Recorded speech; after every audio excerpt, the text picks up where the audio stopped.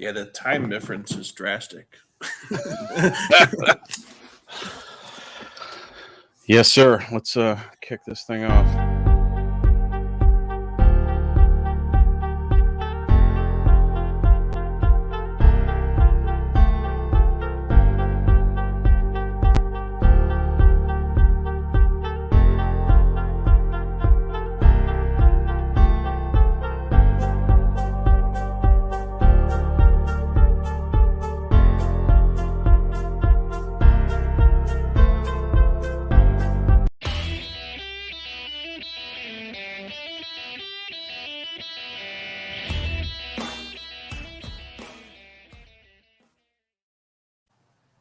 Happy Friday night, everybody. My name is Chris Albrecht, host of Talking Mopars, and I'm here with Dustin Ransom from Dutch Guy's Garage for a special edition High Performance Heritage live, talking about the Mopars that every Mopar enthusiast loves to hate. let's be honest. And those are the F-body Mopars. They were produced from 1976 to 1980. The Dodge Aspen and Plymouth Volare, right? Are those the only two that fall into that category? That's correct. All right. So I have grown to like these cars a lot, especially the Roadrunners, the Volare Roadrunners. I think they're sweet. I'd love to have a Super Coupe. I think those are badass too, but I don't know a lot about them.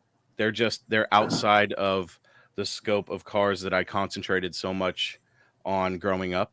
But seeing them around, I was always like, what the hell? A Roadrunner? That ain't a Roadrunner. You know what I mean?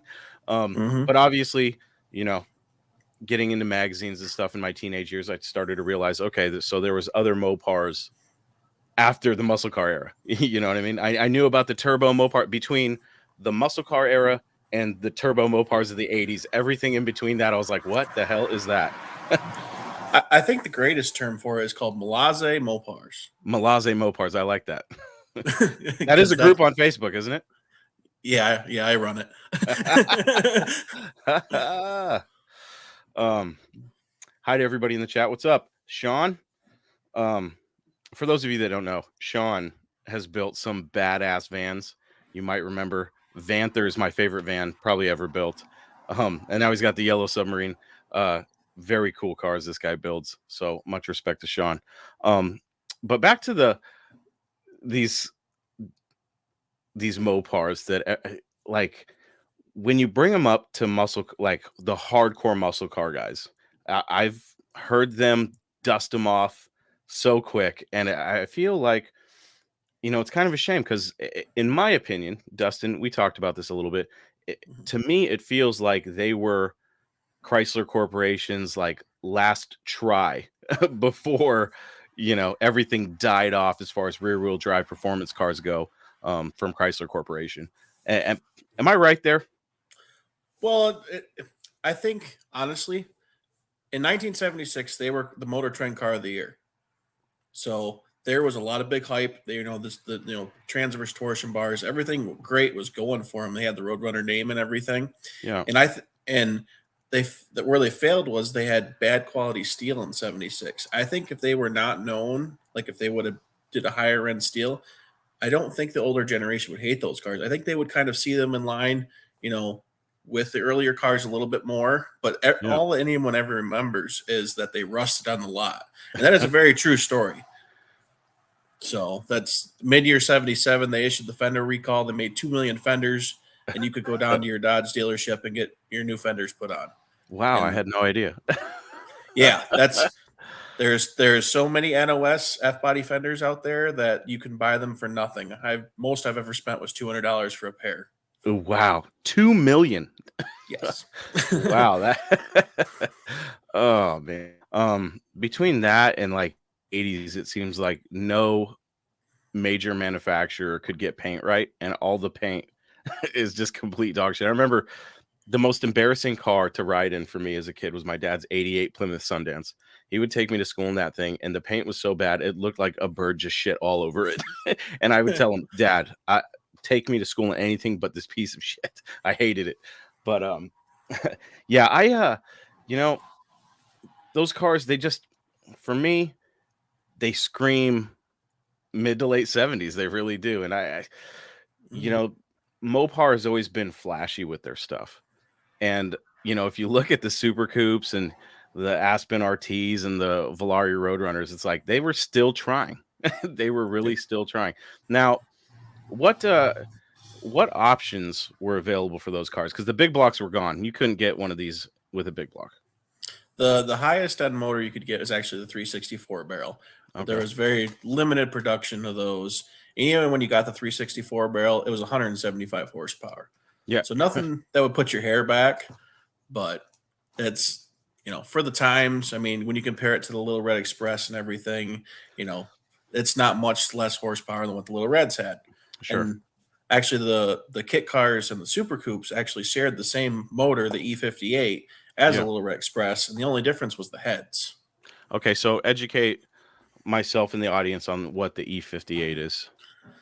E58 was the high performance of 78. You got a windage tray, you got a 340 cam, a little bit better valves in the heads and everything, and I think it was 18 more horsepower than your standard 360. So, in comparison, so we know that the Little Red Express, when it came out, was the fastest production vehicle. How far behind the Little Red Express was one of these cars? Well, I don't know what the Little Red Express ran. I think it ran what was like a 15.2. Yeah, it was a low 15, if I remember Yeah, right. Yeah. yeah, that's and the 78, the kit cars. I think the ETA was, I believe, it was a 15.8. They weren't too far behind, Okay. but Um. actually, Yeah. oh, go ahead, go ahead. Yeah. For the mid to late 70s, that's really not that bad. When you really think about it.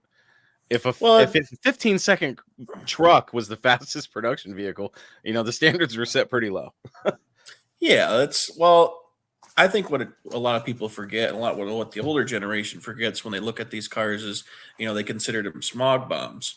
They were Yeah. used to going down to the dealership and picking up a 300 horse, Roadrunner, and Yeah. they Yeah. could turn the key and dry off. But I think the generation before that could actually appreciate these cars because they're the hot rod generation. The cars of the 30s and 40s, they weren't fast. Yeah. They had to make them fast, No, you 100%. know. And that's the same thing with these cars. All they had to do was apply the same concepts, take the electronic ignition, put it and get rid of the lean burn and all that stuff. And Motor Trend magazine actually did an article on a Super Coupe. They did full bolt-on mods, and they ran a Super Coupe made it run a 13.5 in the quarter using bolt-ons. Nice. That's comparable with the fastest roadrunners from back in the day. So that's Hmm. that's very impressive. Do you consider F bodies, obviously certain F bodies, do you consider them muscle cars? I think it depends on your definition of a muscle car. I mean, what's Yeah. a muscle car to you when you break it down to the basic roots? For me, Yep. if it has, and this I would say 1980 and before, when we're talking about Chrysler, I would say anything rear wheel drive with a V8 that obviously two door coupe or hardtop, I guess if you throw that in there. Anything performance oriented, you know what I mean? If it says Roadrunner on the side, they're Mhm. trying, and it's got a Yep. V8. I consider it a muscle car. I really do. Because going to the Fox body Mustangs, I mean, people consider those muscle cars. You know what I mean? So Right. I don't know. The term is definitely. You get these guys who say, if it's after 72, it ain't a muscle car. I just don't. I don't agree with that at all. No, no, I don't either. But if Chrysler put the name on it, so many people say, well, that Roadrunner is just a package on a Volare. Chrysler put it on there. I mean, Yeah. don't blame me. If I had one, I'd call it a Roadrunner. I really would, Yep. and I wouldn't give a damn. You know, um, I just, for me, it just emphasizes one reason why I love Mopar so much, and that's that even in the worst of times with the gas crunch and everything, they were at least trying to give you something cool. You know what I Mhm. mean? Um, Mhm. I can't think of, gosh, I mean, I would say that even in those times, Chrysler was still leading the way as far as coolness and cool factor, in my opinion. You know, I guess you could talk about the Trans Ams and Camaros, but Mhm.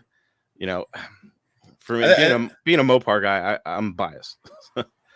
I I think they were trying to be loud, and that was the only way they could be loud was appearance wise. Yeah. It definitely, with the adult toys and stuff, they really were trying to at least appeal still to the young enthusiast market, which I can at least appreciate. Um, Oh yeah. so with the F bodies, what I mean, you still had four-door sedans in there lumped in, Yep. Oh yeah. And wagons. and wagons. Can't Hmm. forget those. So I guess I want to know, when it comes, if we're talking muscle cars, Hmm. what different packages were available in these cars? Okay. We can start. Let's start at the beginning. Let's start Yeah. 1976. Yeah. Okay. So just debut of the model. As they had sedans, they had wagons. Right off the bat, they did a premier version, which you got wood grain and stuff on the wagon. You got the little bit higher end interiors and everything, and then they did have the Roadrunner and the RT options also. They didn't introduce the 364 barrel at the beginning of 76. The highest end motor you could get in 76 was actually the 362 barrel. Oh, really? And then they introduced the super pack option halfway through the year, which added the louvers, the front spoiler, the rear spoiler, and then they had the fender flares actually that went on all of that. Yeah, that's my So, favorite. I like that shit. oh yeah, I love that. Yeah, hell yeah. But in like terms of production numbers, like the Roadrunners for 1976, they made about 6,000 of them. Okay. So, and then that was about the highest of the year. And then like 77 they made 4,500, 78 they made 1,300, 79 they made 1,100, and then 1980 they made 496. So they Wow. slowly made less and less of going through time. And that's not even breaking it down beyond, that's just the Roadrunner Yeah. package. You break it down Yeah. by options and stuff like an M55, T-bar top and stuff like Yeah. that. Yeah. Yeah. There is more one of one Aspens and Valaris than any other Mopar body style, and I guarantee that. Really? Wow. Hmm. That is something I didn't know. Is there a database that currently exists to see how rare these cars are, as far as once you start breaking down the options? There is. There's actually a forum online. It's called aspenvalari.com. Really? And you can go on there and decode your VIN tags and everything and actually break down actually how rare your car is. And then there is obviously gallons numbers. There's a lot of debate on whether, I know there's a lot of hostility and stuff evolved around him, but there is the old ham track numbers in some ways are still around, but all the original documents for those cars actually burn up in the ham track fire. Really? So, yes. Interesting. So, yeah, we're relying off old databases and everything, trying to break these cars down. But we've been pretty successful with it so far. But in terms of So, rarity, there's so much barely made in those years.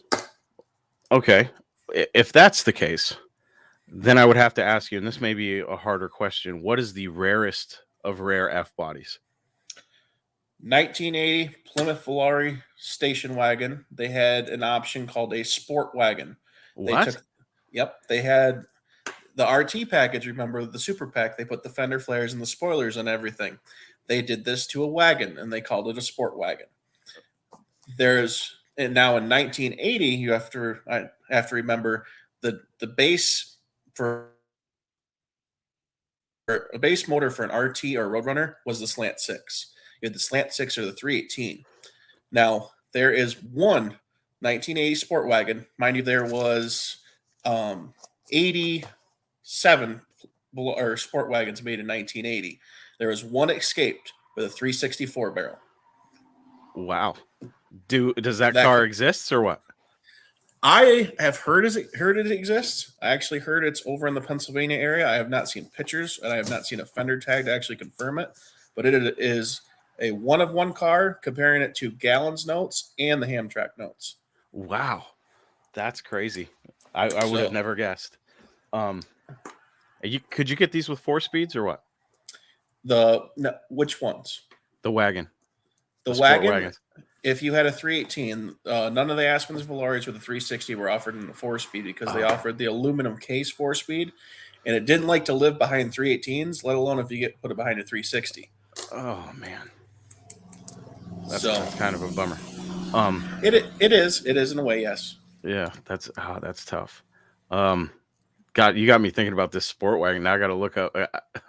Uh, I aside I, from act- like, go ahead. I just sent you some pictures on Messenger actually about it. Oh, I got to see this.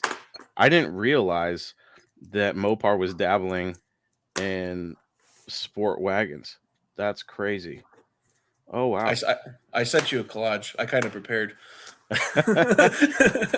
Okay, that wagon. What colors were available in this thing for the All right, wagon? in the wagon there was actually 8 different colors. So that's where it gets really fun because not only because they only made 84 or 87 of them in 1980. Yeah. So breaking them down between all those color options, I mean, even just colors, you could have one of three. Break it down, but power steer or not power steering, but AC and stuff like that. It gets just so rare.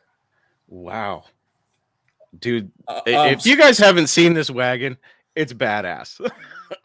That is awesome. Wow. Actually, I'd like to address actually what Scott said. Scott actually, the front flares on the front fender are the only thing they actually shared with the coupe. The rear fenders or rear flares were actually specific to the wagons because the wagon quarters are different, and the chin spoiler was different. So only the front fender flares were actually the same. That's been a big misconception. People have tried putting the coupe fender flares on the wagons, and they don't fit. So Interesting. Wow. I told you That I knew way too much about these. that's rad. Now, for people that aren't familiar with Dustin and Dutch Guy's Garage, how many of these cars do you own? This week, Yeah. eight, eight. What's the rarest one you got? 1978 Dodge Aspen Richard Petty edition. One of 145 made. That one's actually fully optioned. It has every option you could actually check off on the whole car. It's got AC, fender turn signals, cruise control. If you could check it off, it was bought with this car. That's awesome. Now Richard Petty was only involved in Plymouth during his racing career. So it's interesting to me, right? Am I wrong? No, he got into the Dodge Magnum in 78. Di- Hmm. I didn't know that. I guess, yeah, I guess I've seen the Magnums out there. Okay. So, okay. I was going to say it's kind of interesting that he did a Dodge version because there was Dodge and Plymouth versions of this car, correct? That's correct. The Plymouths were Okay. blue and the Dodges were red. And they actually started them because they wanted to get Petty back into or racing Plymouth and everything. So they made these Okay. cars as a testament to him. And then he switched through the year and something like that. And the project was axed. That's why there was only 247 of the Plymouths made, 145 of the Dodges. Wow. So as far as kit cars go, and for the people that don't know, these had the big 43 on the side. The I would venture to say some of the first cars with these big flares ever produced, Well, right? and it's not just a bolt-on flare. There's Okay. a giant misconception about that. You cannot just take that flare Uh, and bolt it on a regular fender. These cars actually went to Cars and Concepts. The Super Coupes and kit cars actually went to Cars and Concepts, same people that built the Daytona Chargers in yeah. '69 and stuff. And they took a regular Aspen and they hacked the living tar out of the wheel wells in the quarters, making these cars wider, and then so they could accept the big fender flares. And then they put 15 by 8 wheels on all four corners. Chrysler's largest wheel they ever produced in the 70s was actually Wow. put on these cars. And then they put a rear sway bar in the back, which is about a 1 inch thick. They made these things want a corner and want a turn. Man, that's cool. I guess that I had a question in my mind about the availability for if I had a Volare or an Aspen and I wanted to build one of these cars. Is there a company that reproduces these flares or anything? There actually is a gentleman in Mexico. A few years ago, there actually was a man in Iowa that produced everything for the Super Coupes, kit cars, Roadrunners, everything. His name was Phil Langerquist. He actually just passed away. Oh no. And he was a big forerunner in the hobby. He he made F bodies what they were. They called him the Petty King, and he actually rode around in one of Richard Petty's old tour buses. Oh, really? This man was a legend, and when I mean legend, I mean nothing compares to this man.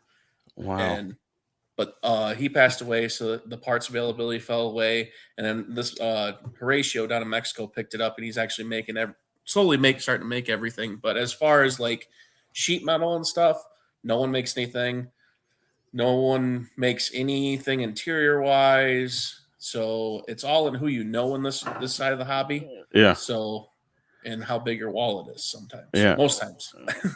And if you know about these secret squirrel wrecking yards where guys like Dustin go and just pillage these cars for everything they got.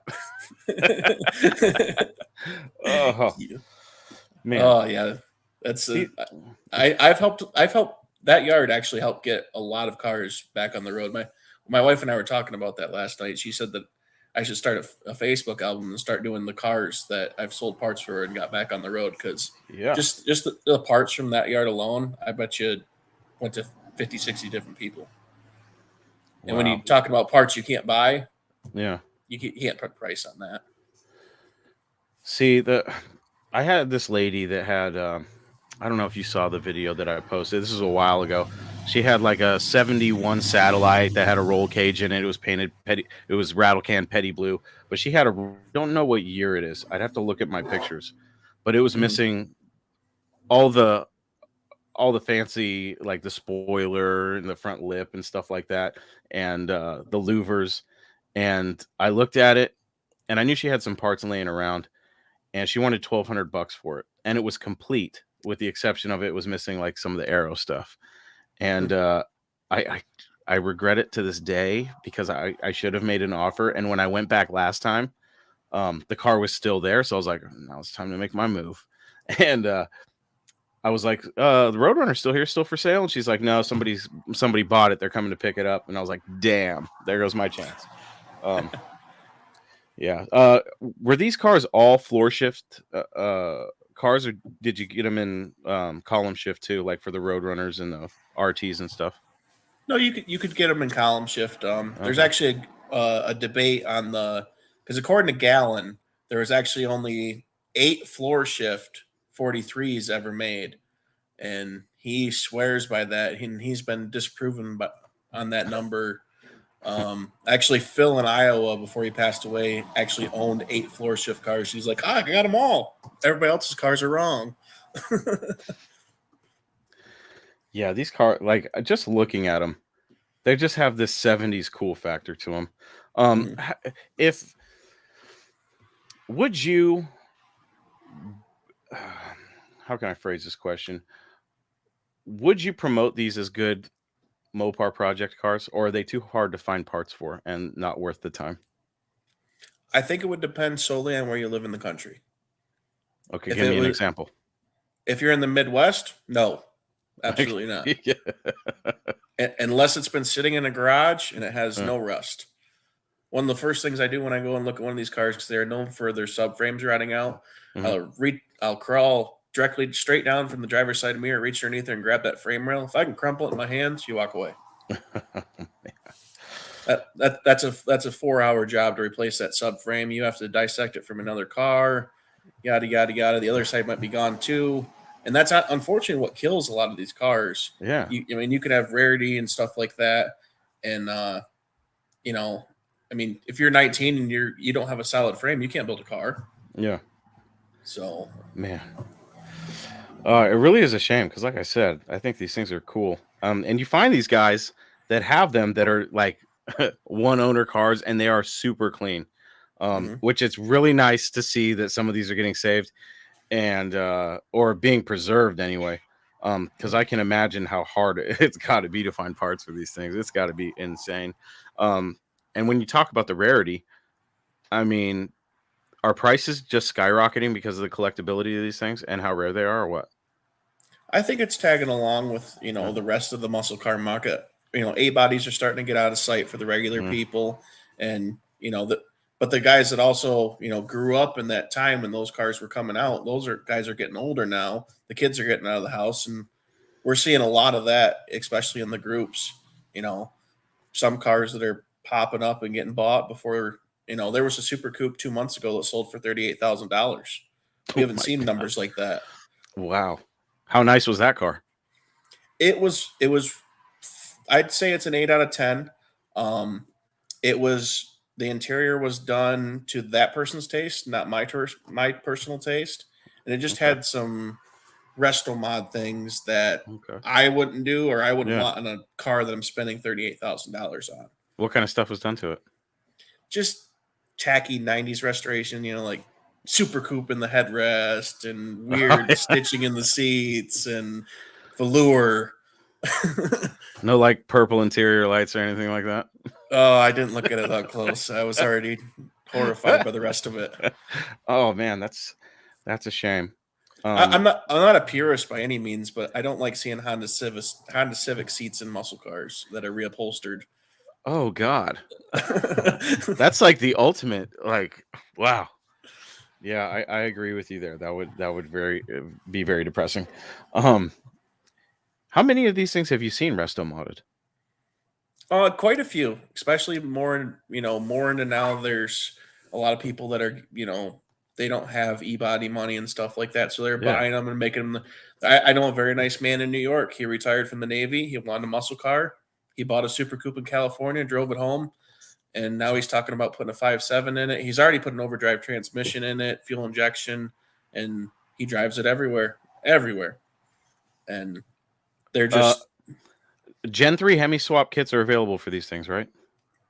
I believe Chris Fields is making them again, if I remember correctly. Okay. How many of these things have you seen Hemi swapped? Uh, Probably at least 30. I guess it's a fairly easy swap. The only thing you 30? really have to cheat. Yeah. Wow. That's actually way more than I expected you to say. Well, Interesting. they're budget friendly. If you spend less on the car, you can spend more on Yeah. the motor. Yeah.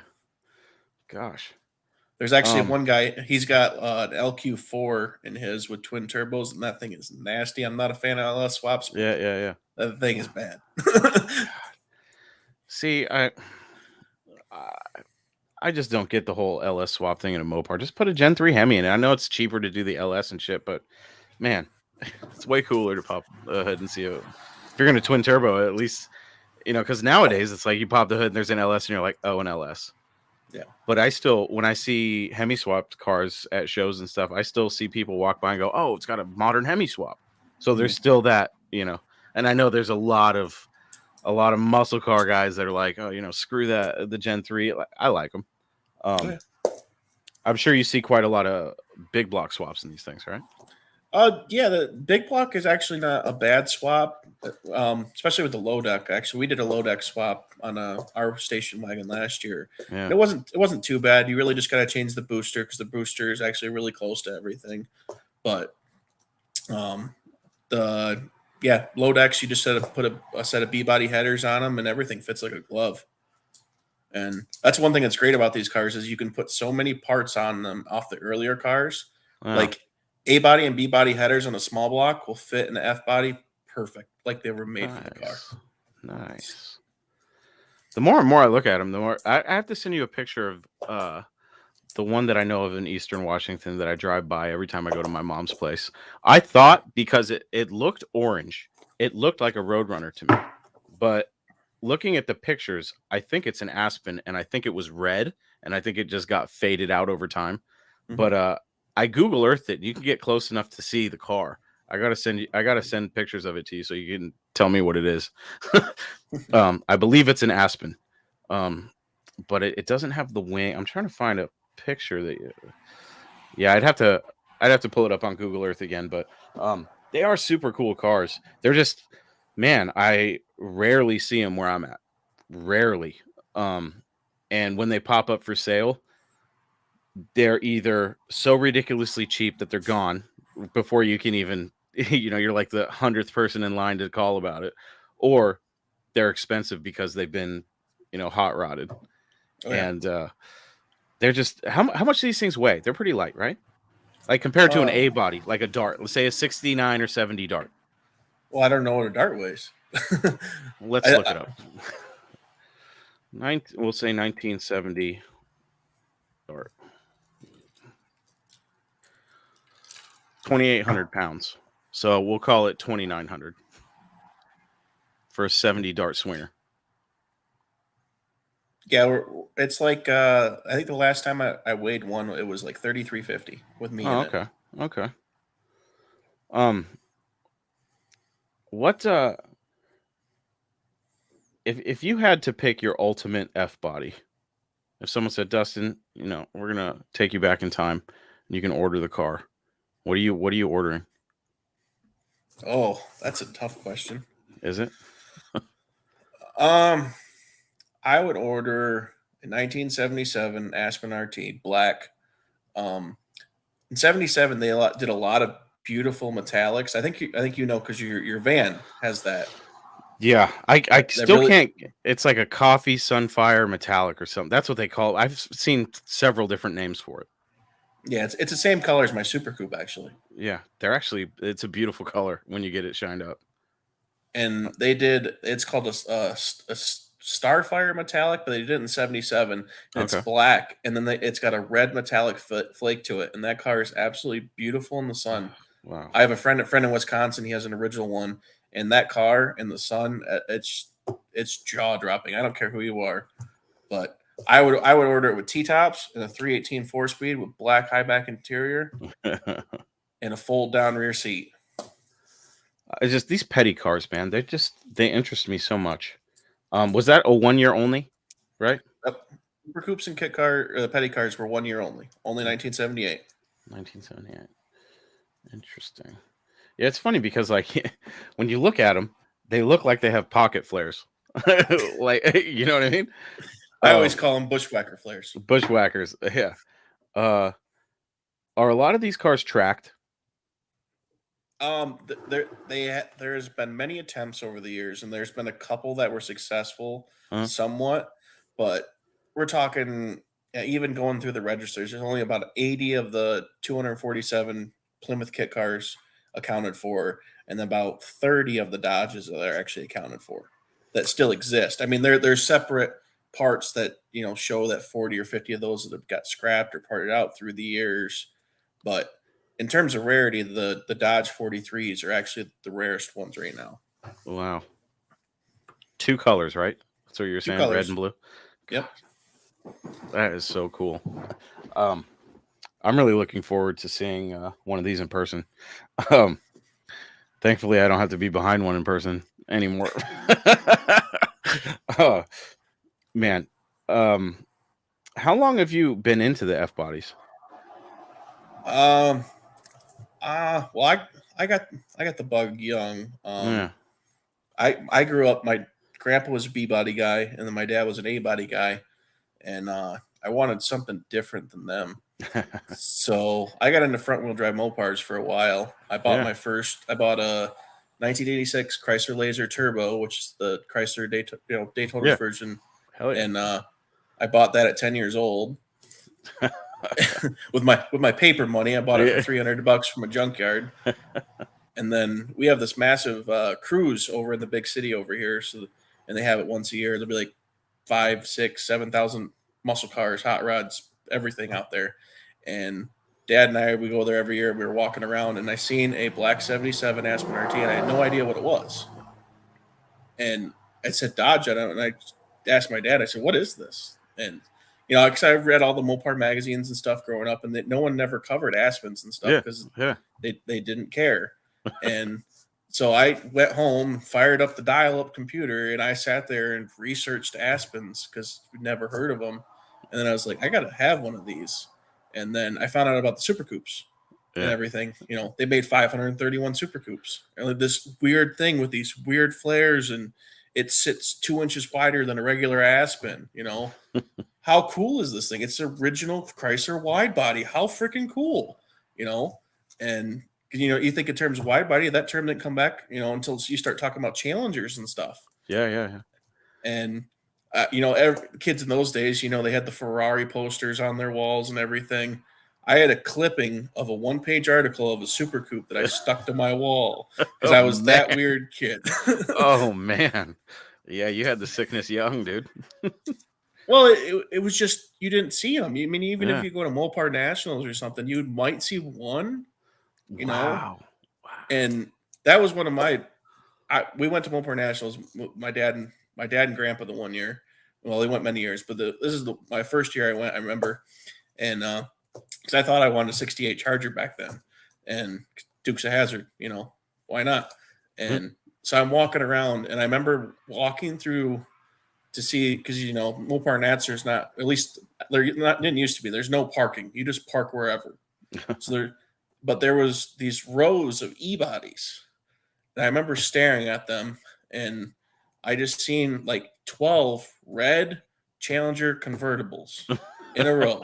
All of them were Tour red, Yeah, yeah. and they were all the same color. And it was like they, either had a 383 or a 440, and they either had black or white interior. I'm like, why would you want to go to a car show and have the exact same car as the dude next to you? Yeah. No, I don't I know. get I, it. I don't know if that's weird, but like that just I don't know. It clicked to me. I'm like, I want weird stuff. I want when somebody takes a picture of a car, they're like, that's that dumbass's car. Yeah. Oh, looking at these super coupes with the wide body, I bet you if you asked a large percentage of the younger generation today that has, their wide body Challengers and Chargers and stuff, if you just casually asked them, what was the first wide body from Dodge? I bet you they would have no idea about these cars. Oh, I'd put money on it. When Dodge, what was it? Because they came out with like the Scat Pack wide body. Is that what it's called? Yeah. When The Demon, I think the Demon was the first Challenger with the kit on it, and then they offered it for scat packs and well, look at the side of a Demon and then compare it to a side of a Super Coupe. They have the same damn flares. really. And when Dodge posted about that, they posted the side profile. I went right on their website. I'm like, man, it's got some sick Super Coupe flares. And Dodge liked my comment. That's one thing I'll give to them. When they do little throwbacks to the old days, I like that. Yeah, these cars are cool, man. They don't get enough love. Yeah. I didn't realize how rare they were. Now I'm like, man, I'm probably never gonna have one of those. uh, I thought the same thing. That's when because you see them and you see them for sale, and yeah, when I bought my Super Coupe 2 years ago, the market on them, a basket case was hovering at like $5,000-6,000. And if you wanted one that you could even remotely drive, you're looking at 10 grand. yeah. And I was like, man, that sucks. It's gonna be a little while. Then mine fell out of the wall or fell out of the sky. This dude had it 2 hours south of me for $2,500, Wow. and he says it's a running, driving show car. And I was like, I'll be there next weekend. Yeah. So it ended up being a little bit different story, and had to rebuild the whole car top to bottom and put two frame rails in it and a little bit extra. But it's my dream car. It's the car I wanted when I was, since I was 10 years old. Yeah. You can't put a price on that. I smile every time I drive it. I drive it everywhere, and it makes the purists so mad because there's purists in this hobby. As silly as that freaking sounds, because there's purists everywhere, Yeah, yeah. and they absolutely hate that I drive that car the way I do. I'll post videos doing donuts in it, doing burnouts, driving it down dirt roads. Hell yeah, dude. The way they were supposed to be driven, the way all cars were meant to be driven. Yeah. And it bothers the hell out of these guys. I had two guys actually find me, and they blocked me on Facebook when they found out I drove the car to Alabama, Really? because they think they're that rare and they only deserve to be trailered or only driven on occasion. Wow. And I showed up to Cooter's place in Nashville with the whole car covered in fucking mud and just pulled in there. Well, I just wanted to do a hood slide across the hood and be like, yeah. Man. No, they're really cool. Just looking at the numbers that you supplied me with, am I wrong in this assessment that it looks like the Dodges are the rarer of the two? Yeah, they're the less produced, yeah. Yeah, okay. But I mean, when you break down, compare 69 Roadrunner numbers to those numbers. I mean, look how rare their F body is. No, and man. there's way more 69 Roadrunners out there because of the rust issues. And then the NOS parts are drying up right now. So there's coming to a point where either the aftermarket companies are going to have to step in, or there's going to be a divide. There's cars that are going to be restored. There's cars that are going to be parted out to restore those cars, and that's the time Yeah. we're seeing right now. Yeah, it's a tough sell when I look at these numbers too, because as much as I want to see a company start repopping these parts, it's like shit with that low of numbers in the first place. It's not going to, the juice isn't going to be worth the squeeze for a multi-million-dollar company to create, But everything they need to stamp these parts. you got to think of the clones though. I mean, how many Roadrunner clones are there? Sure. Chart, all that stuff. There's companies step forward with those cars because those are just Roadrunner numbers. You still got the 200,000 regular coupes that were made every year and stuff like that. There's still a million of those more of those cars made besides the Roadrunners. That's true. You gave me a list of all the more sought after ones. I didn't even Mm-hmm. realize that until just now because I was looking for the wagon. I was like, the wagon's not on here. Mm-hmm. Well, Interesting. just like 1978, they made 89,000 station wagons. Yeah. Man. So there are parts if you can find the cars. Yes, if you can find the cars, but some of the parts are hard to find, like the grills. The grills for these cars are most times worth more than the cars, especially the 1978, 1979 Volare grills. If you want to find one that's not broken apart, you're paying $800 to $1,000. And the one for our station wagon, I drove 16 hours for it to go get. Wow. Okay, so let me ask you this. I find a 78 Roadrunner. I need parts for this thing. I need some of the frame, shit like that. Can I go find a sedan, a 4-door, and will I be able to get parts off of that thing? Yep, absolutely. All right. So what's interchangeable as far as floors are all the same. And really? Okay. And what is actually nice is their sister cars, the Aspens and Valaris. There's the Dodge Diplomats and the Fifth Avenues. Okay. Those cars actually share the whole underneath structure from the trunk forward. Rockers, floors, frame rails, inner fender structure, all that stuff is actually the same. Oh. And firewall also. So you got to remember the Fifth Avenues and stuff, they made them all the way up until 1989. Yeah. 1989, we had a lot better steel. So even all the way up until 1989, these parts will work. Really? Okay, that changes the game a little bit. Interesting. That's my Super Coupe as 1989 Fifth Avenue frame rails. Interesting. The steel quality is better. It's entirely different plant where they got the steel from. And I don't know if you ever noticed, you really don't see Fifth Avenues routed out. Yeah, I can't say that I have. Wow, that changes the game a little bit for these cars. I had no idea. Wow. Fifth Avenues make great owner cars because they are priced. They're just a sedan. They're a comfy sedan from the 80s, and you can pick them up for $1,000, $2,000. If you pick up a Volare, with a bad motor and bad frame rails, if you got a welder, you can fix it, and you can take the 318 out of the Fifth Avenue, throw it in there. But see, earlier you said if you get underneath the car and you can crush the frame rail, then leave it. If you don't have a welder, I was talking, as a 19-year-old kid, it doesn't have a welder. He doesn't know how to measure a frame to weld a car in right. Well, now I'd say get it anyway and go find a Fifth Avenue and learn. Learn.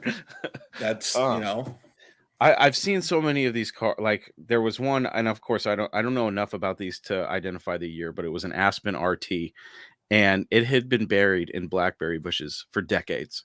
And they were clearing out this property, and I saw, I believe it posted on OfferUp or something for $300, and half of the car was still in blackberries. But they're like pulling all these cars out. Somebody went through there and cleared it out, and lo and behold, behind this fire station for decades, there were these cars, a van, I think an RV was back there, but there's this red and black RT, and I was like, $300.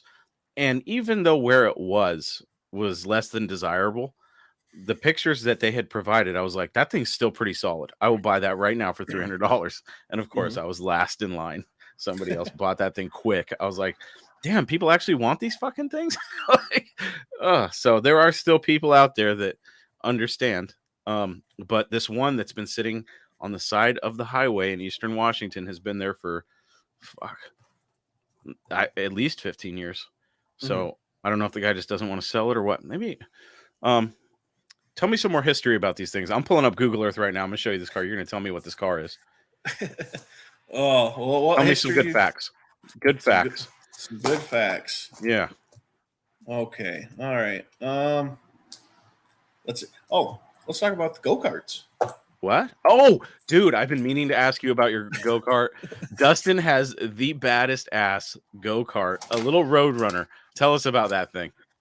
All right. So back in the day, Chrysler actually made those bodies in the go-karts. They were a dealer promotional item.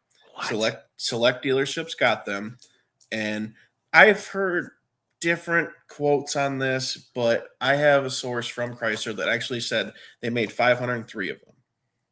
Oh, wow. And the one I have is actually a 1977 Volare Roadrunner model, and then they actually did a Super Coupe, and they didn't do a 43 that I've ever seen, and then they did like a half vinyl top one, which is kind of weird, boring, but they pop up from every now and then. And then besides that one, I actually have a station wagon one. And the station wagon one is actually the show Fantasy Island. For some of the older people out there, had the little tattoo. Yeah. The plane. Yeah. The hero car in that show is actually a Volare station wagon. They cut the top off of it and put a canopy top on. And then Tattoo rode around in the same version of, but a mini one. And I have one of those also. And then from what I learned from a guy from NBC is they made 38 of those. And I have one with the original frame. I'm just missing the canopy top, which just looks like a lawn chair that was someone cut up. So I figure I can do that. But I don't fit in the Roadrunner one myself because the way the top is. But I fit in the wagon one, so just fine. So I was thinking about restoring the wagon one and then hauling the one behind it. Oh, that's funny. Blake from DIY Jaimez here. Hey, Blake. So, Blake, I'm almost to this car. I'm just trying to find. Start turning up the hill. But yeah, my wife, when we were on the road, my wife was so quick to find it. I was so impressed. I was like, I've taught you well. Yeah, that's it. They're a very interesting car for just the rare things they did to them, and I don't think there's a more diverse Mopar out there as far as the packages, sedan, wagon. Excuse me, they're just an odd body style, and I think they ended out the 70s very well for what Chrysler did for the rest of the 70s. Okay, I found it. I just traveled like 20 miles on this highway, but I found it. Okay. Oh, fireworks already. Oh, gosh. Okay, now can I drop a... Whoops. I wish I knew more about these cars. They're so cool. I'm glad I know someone that owns fucking 8 of them. Okay. Got to see how close I can get to this car. Oh, it's not going to let me get a good view. Oh, let me see if I can zoom in on it. Oh, this is actually pretty clear. Let's see how good you are, Dustin. Okay. Let me see if I can just pull up this screen. I don't know if you're going to be able to identify it from what I was able to pull up, because the house is kind of off the road. Can you see that? Oh, it's not on the screen yet? Or no, it's on. It's on the screen. It just. Oh, hold on. Let me make my screen bigger. That might help. That's as much as it will let me zoom. It's hard to tell, though. It's got a yellow stripe. I don't know if that's factory. It appears so. Can you go further down the road? Unfortunately, it will not let me go down this private road. Oh, jeez. Yeah, it sucks. But I can go down. Let me see if I can. Let me zoom out real quick. I wonder if I can see it from the highway better. It looks like a 76. Yeah, I don't know if I can. can't see shit from there. One more. Okay, that's a little better. Let's see what we can see from here. I'm actually surprised how clear this picture is. Yeah, Google Earth does a good job. Yeah, I see no louvers, so It's I got would no guess. louvers and no spoiler. Yeah, so I would guess it'd be a 76 non super pack car. So that'd be my guess. It's an RT stripe. So that is an RT stripe, and all the so the only way I can get louvers and the spoilers and stuff is with um the Super super pack. pack. Okay. Yep. All right, that's a bummer because this isn't this doesn't have it. That's okay. Now I wanna get the back of it. What is happening here? There we go. I think I can drop myself right on the highway and hopefully get a, yeah, perfect. Oh man. Okay, we might be we might be able to get a better shot of it. So all these years I would drive by and I would see that. Oh shit, Hold that does on. have a spoiler, doesn't it? Zoom in more. That actually might be a 78. I was wondering that. It's got a sunroof. No, were there factory sunroofs or is that some add-on? Hold on. Tell me what this car is, Dustin. I've been seeing it for years. Do I need to go knock on this door and hopefully I don't get shot? Well, sunroofs are not factory. They actually came with a moonroof that was like a roll down Oh, and okay. everything. So this But is that aftermarket. that that one looks like an aftermarket. But that's a 78 RT stripe.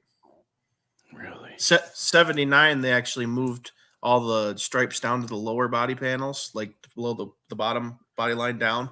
And Okay. then the first year for the plastic taillights was 78, and they continued that all the way through 1980. And you can pick out a 78 because it'll go white, orange, red for the turn signals, and then 79 will be white and red. So yeah, that was a lot of Hmm. information real fast. Sorry. No. So this has a spoiler on it. Yep. So it would be, um, yeah, I would say it's a 78. So so these cars can have the spoiler, but not be the super pack. You can also get the spoilers have been added at dealerships, and Oh, okay, yeah, true. Interesting. I might have to. I'd have to Uh, see a fender tag. I mean, I'd have to know if it said A57 on the fender tag. I mean, then it's an RT. You could break it down. If it said A66, it's a super pack car. It'd be really cool if it was an M55 T bar, but you know.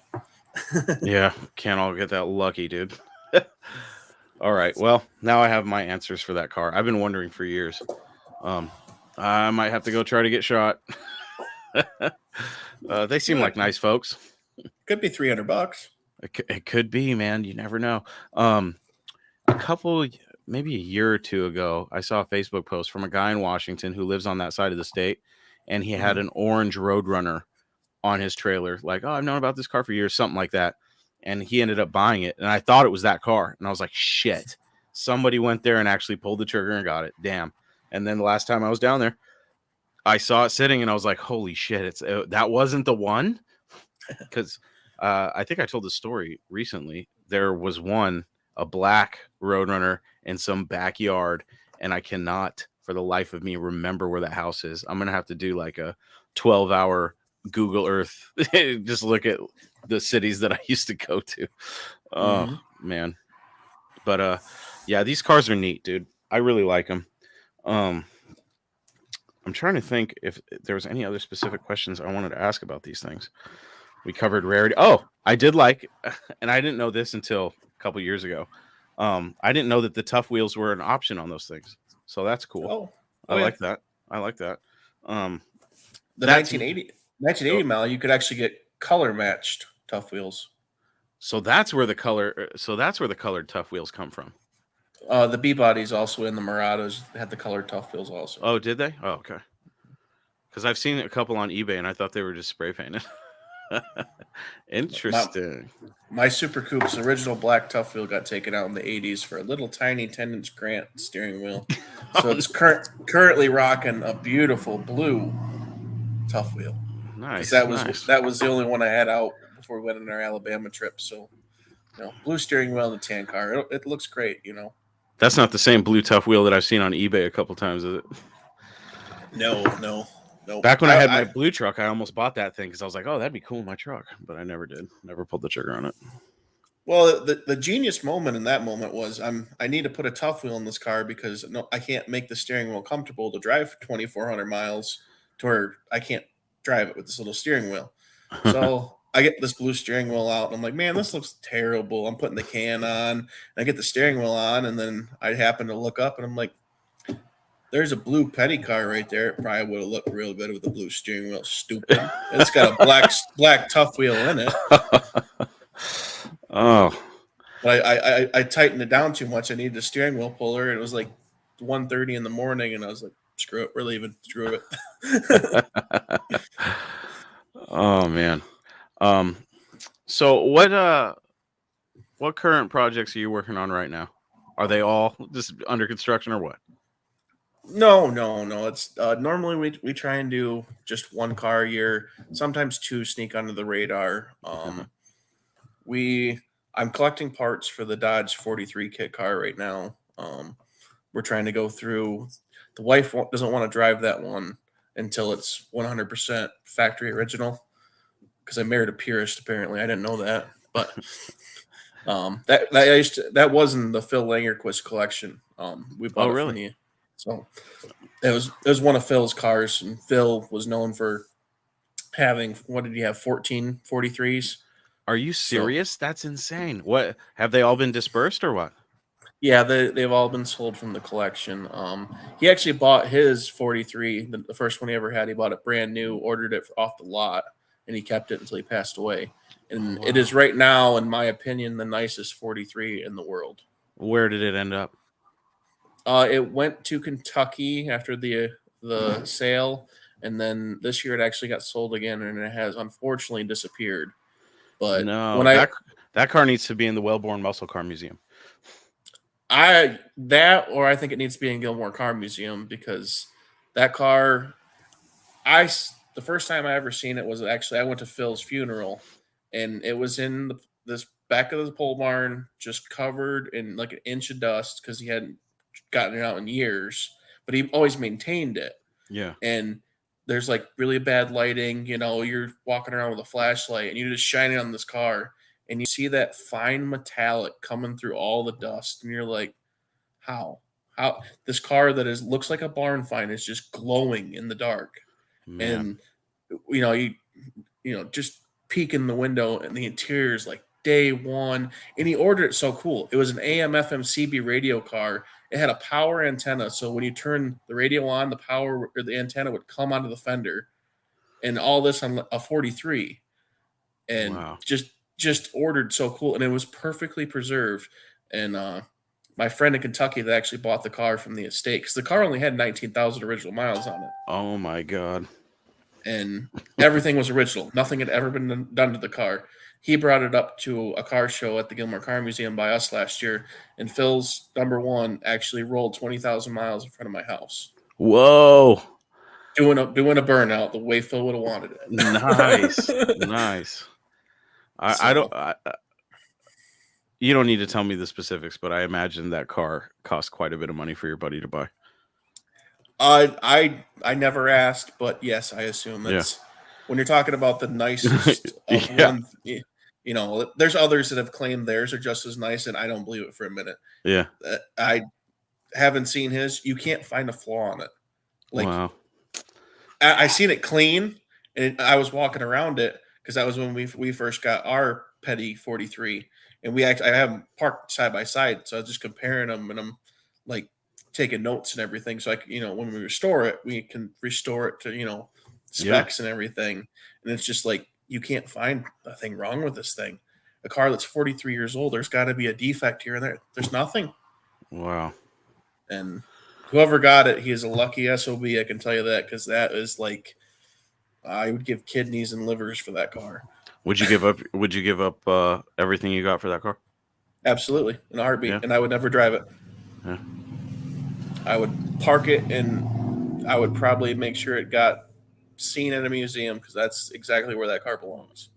So how much work does your 43 need The Dodge. The Dodge 43, that was actually parked in 1982. Phil bought it in 1989 from the original owner. It was a Wisconsin car, and it got into a fender bender in 1980. I found the original owner. Um, got a fender bender in 1980. It got repaired very poorly at a body shop. Um, and then in 1982, we got another accident, and the car was parked. Just a minor fender bender. The fender's dented, and the hood got creased a little bit, but nothing substantial damage. But he just didn't want to have the car another insurance claim on it. So um, Phil bought it in 1989, and the weird thing about it is that I found the original owner, and he does not care that the car exists. He bought this car new. How do you buy a car like that new? I mean, I understand it's 1978. There's still roadrunners and stuff out in the Yeah, world, yeah. but like that car is loud appearance wise, very loud. It's got a giant 43 on the side. Well, how do you own that? And then somebody gets a hold of you 43 years later, like your car still exists. I'm restoring it, and you're just like, cool. Wow. But yeah, it's been parked since 1982. I got it, and I just tried going through it. I actually got it to run, not well, but it ran, and it was the most disgusting mouse house I've ever seen in my life. Really? I mean, I've seen some bad stuff in junkyards. I've seen raccoons that have lived in cars for 30 years, and they do not hold a candle to this thing. Wow.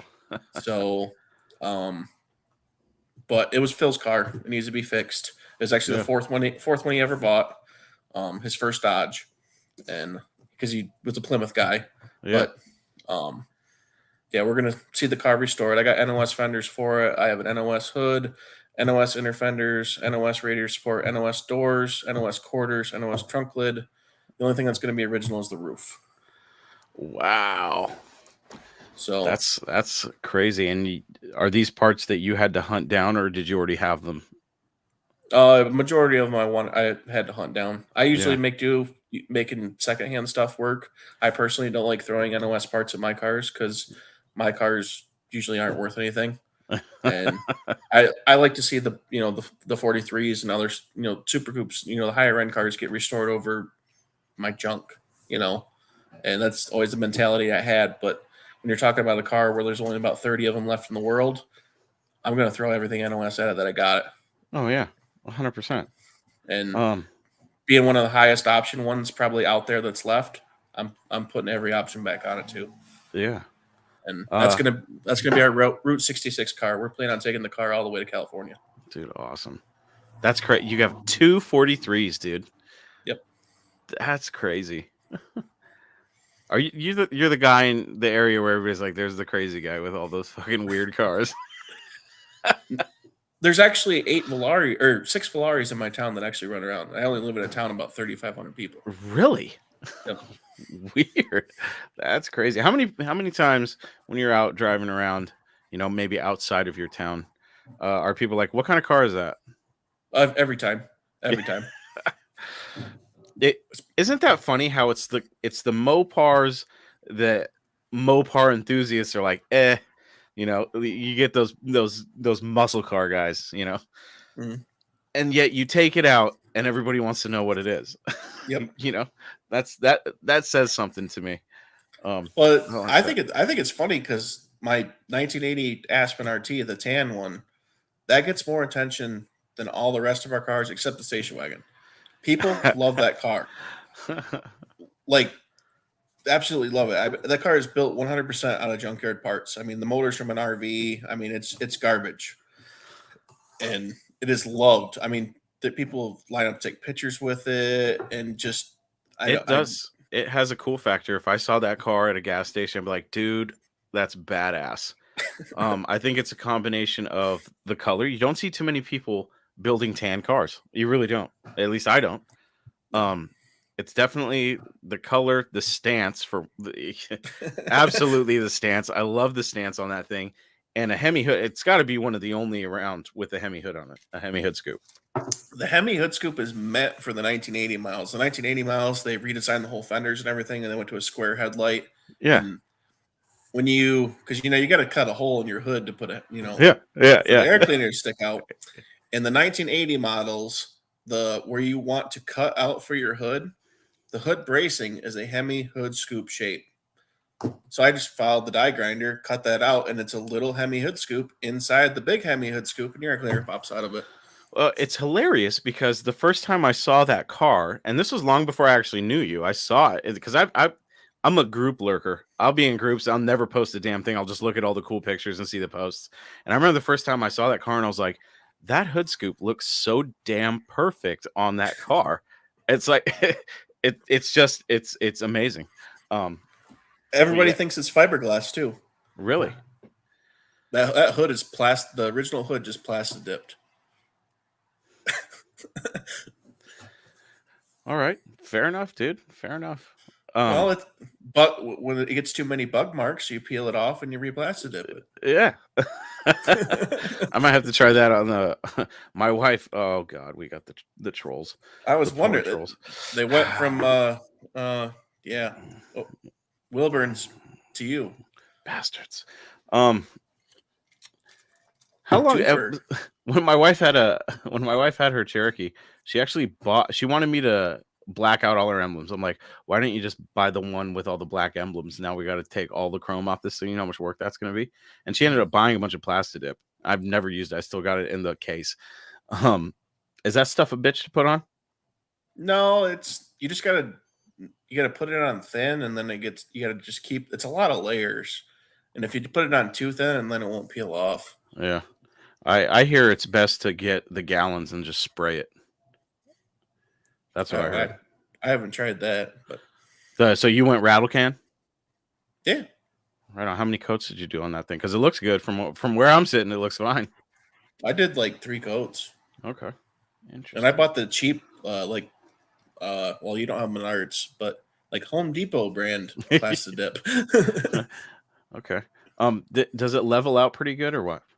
Yeah, it really does. Okay. In touch ups, like because there was one spot I think I dropped something on the hood and it peeled it up a little bit, Hmm. so I just kind of rubbed it down to my finger and just you couldn't even tell. And it was a few months later.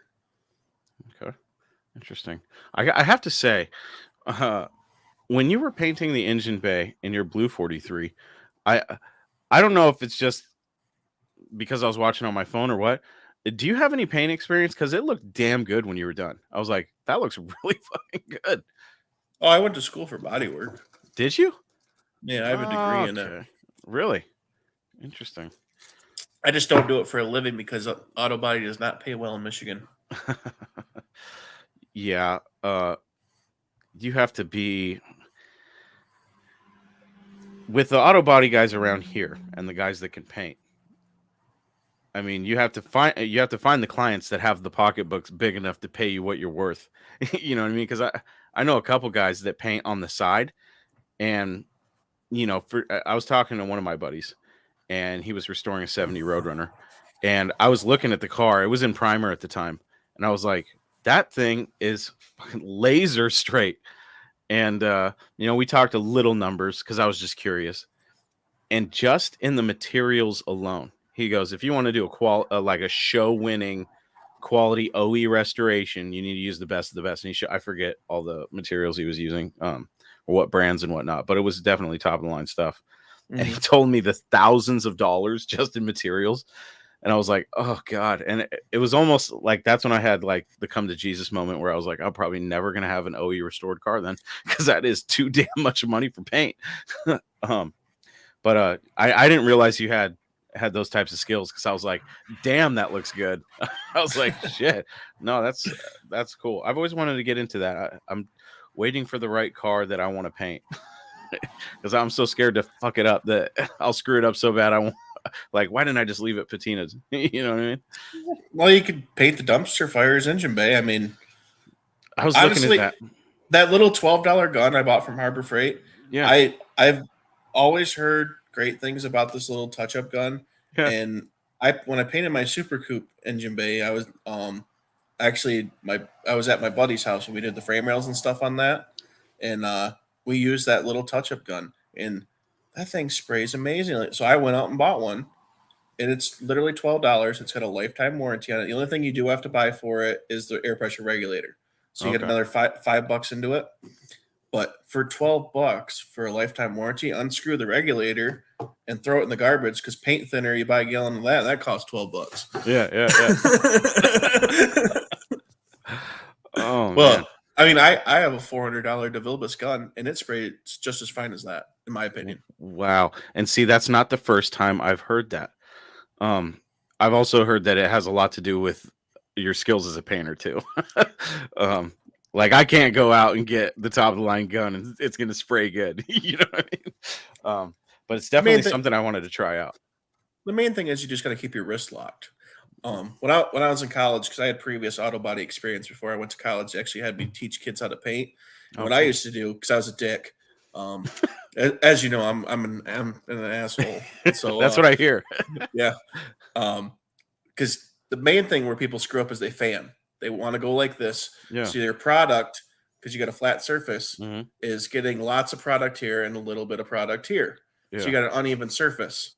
So what I used to do is I used to take 2 paint sticks, put them on either side of the kid's wrist, and duct tape their fucking hand. You don't fan your paint. As crude as that sounds, I know it sounds crude, but same thing. You could put a splint on your hand, and Yeah. you get the same effect. But I taught a lot of kids how to paint that way, and the paint teachers would all just laugh, and they're like, "That's a great idea." It really is. It's funny depending on the person you're teaching. Because I remember when I used to I had a job reconditioning old construction vehicles and like box vans and stuff. Like we delabel old U-Hauls, and because you could still see the label like after because the sun had beaten on it, so you take the label off and it'd say U-Haul still or whatever. And I remember the Mexican guy that taught me is like, "You ever used a paint gun?" I was like, "No, no, I haven't." And he's like, "All right, you're gonna learn today." And it was all white. It was all white. Everything we painted was white.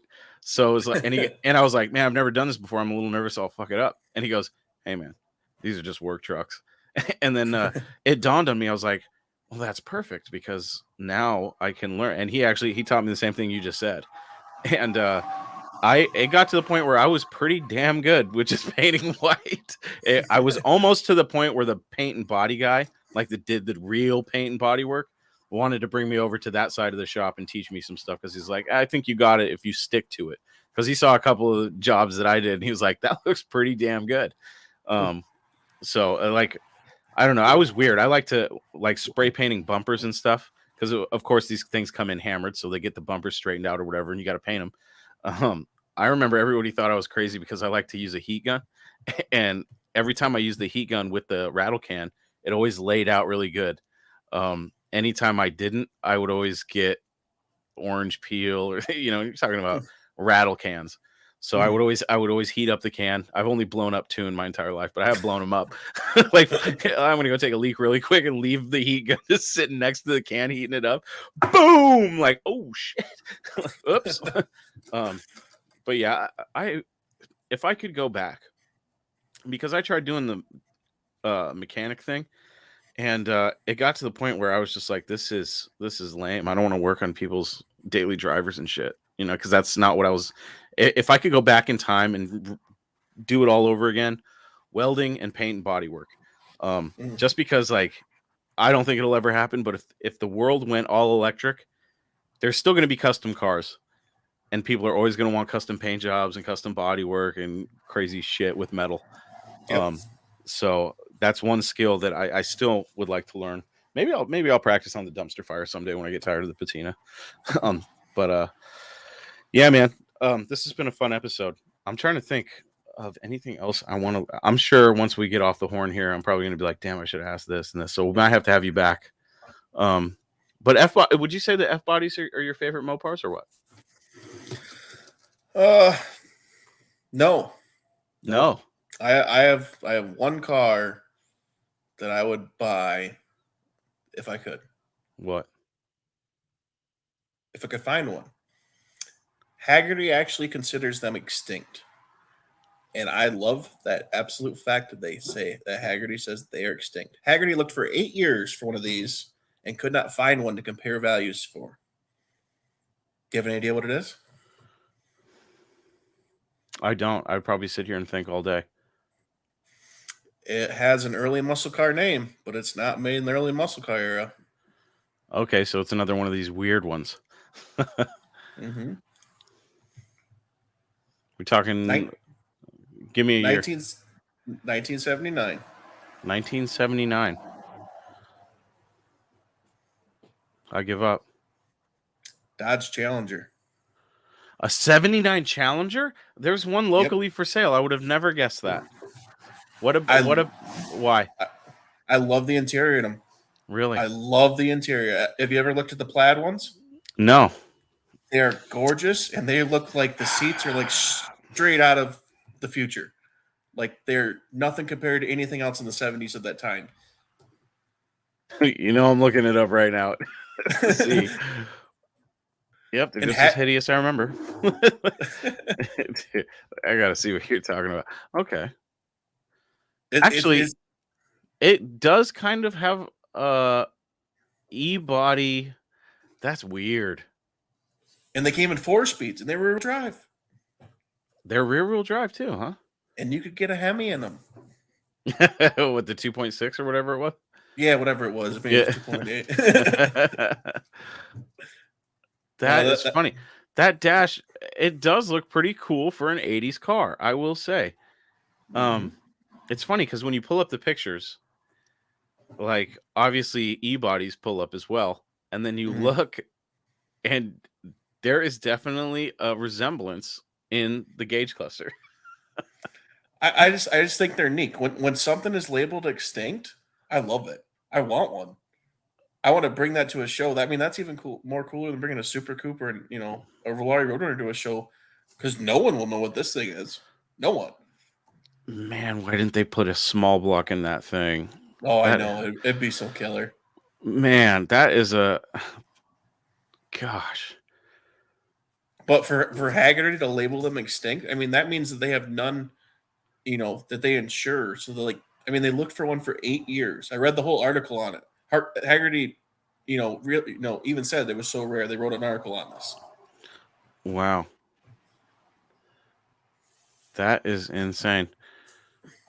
When was this posted? There's a October 19th of last year. This is on Hemmings. The article says unrestored 1978 Dodge Challenger features the plattest interior that ever platted. It is really close. I think my wife's station wagon's got to beat though.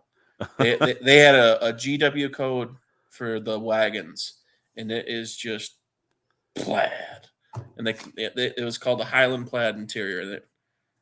That's yeah, that interior came all the way from Maryland. I bought it Really? the week before COVID, before they shut down the whole country. So a guy had I think it was a 17,000-mile car. He was going to Derby, and my buddy went and seen it, and he's taking pictures of the whole car, doing a walk around video, because I wanted to buy all the trim off of it because it's chrome trim, it's gorgeous. And our wagon's from Mississippi, so it's got sun fade and all kinds of stuff. And so he's doing a walk around, and I see this interior behind it. I'm like, whoa, what's going on with the interior? 523 cars came with this plaid, and he's like, oh, it's mint. It's like 2-year-old car new. Like, what does he want for it? He's like, he said all the door panels and the seats, you do $300 on them. Take my money. Take all of my money. And then I was going to meet him at Carlisle, and they were talking about, well, originally I was going to have it shipped through Fastenal. Then they shut down the country.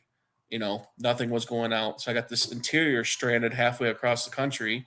They're not wanting people to leave states and stuff. So I'm like, I heard Carlisle might happen, and then Carlisle might not happen. So then we canceled Carlisle, and this dude's like, I got to have this stuff out of my shed, or I got to toss it. Oh, So man. I'm like losing my mind.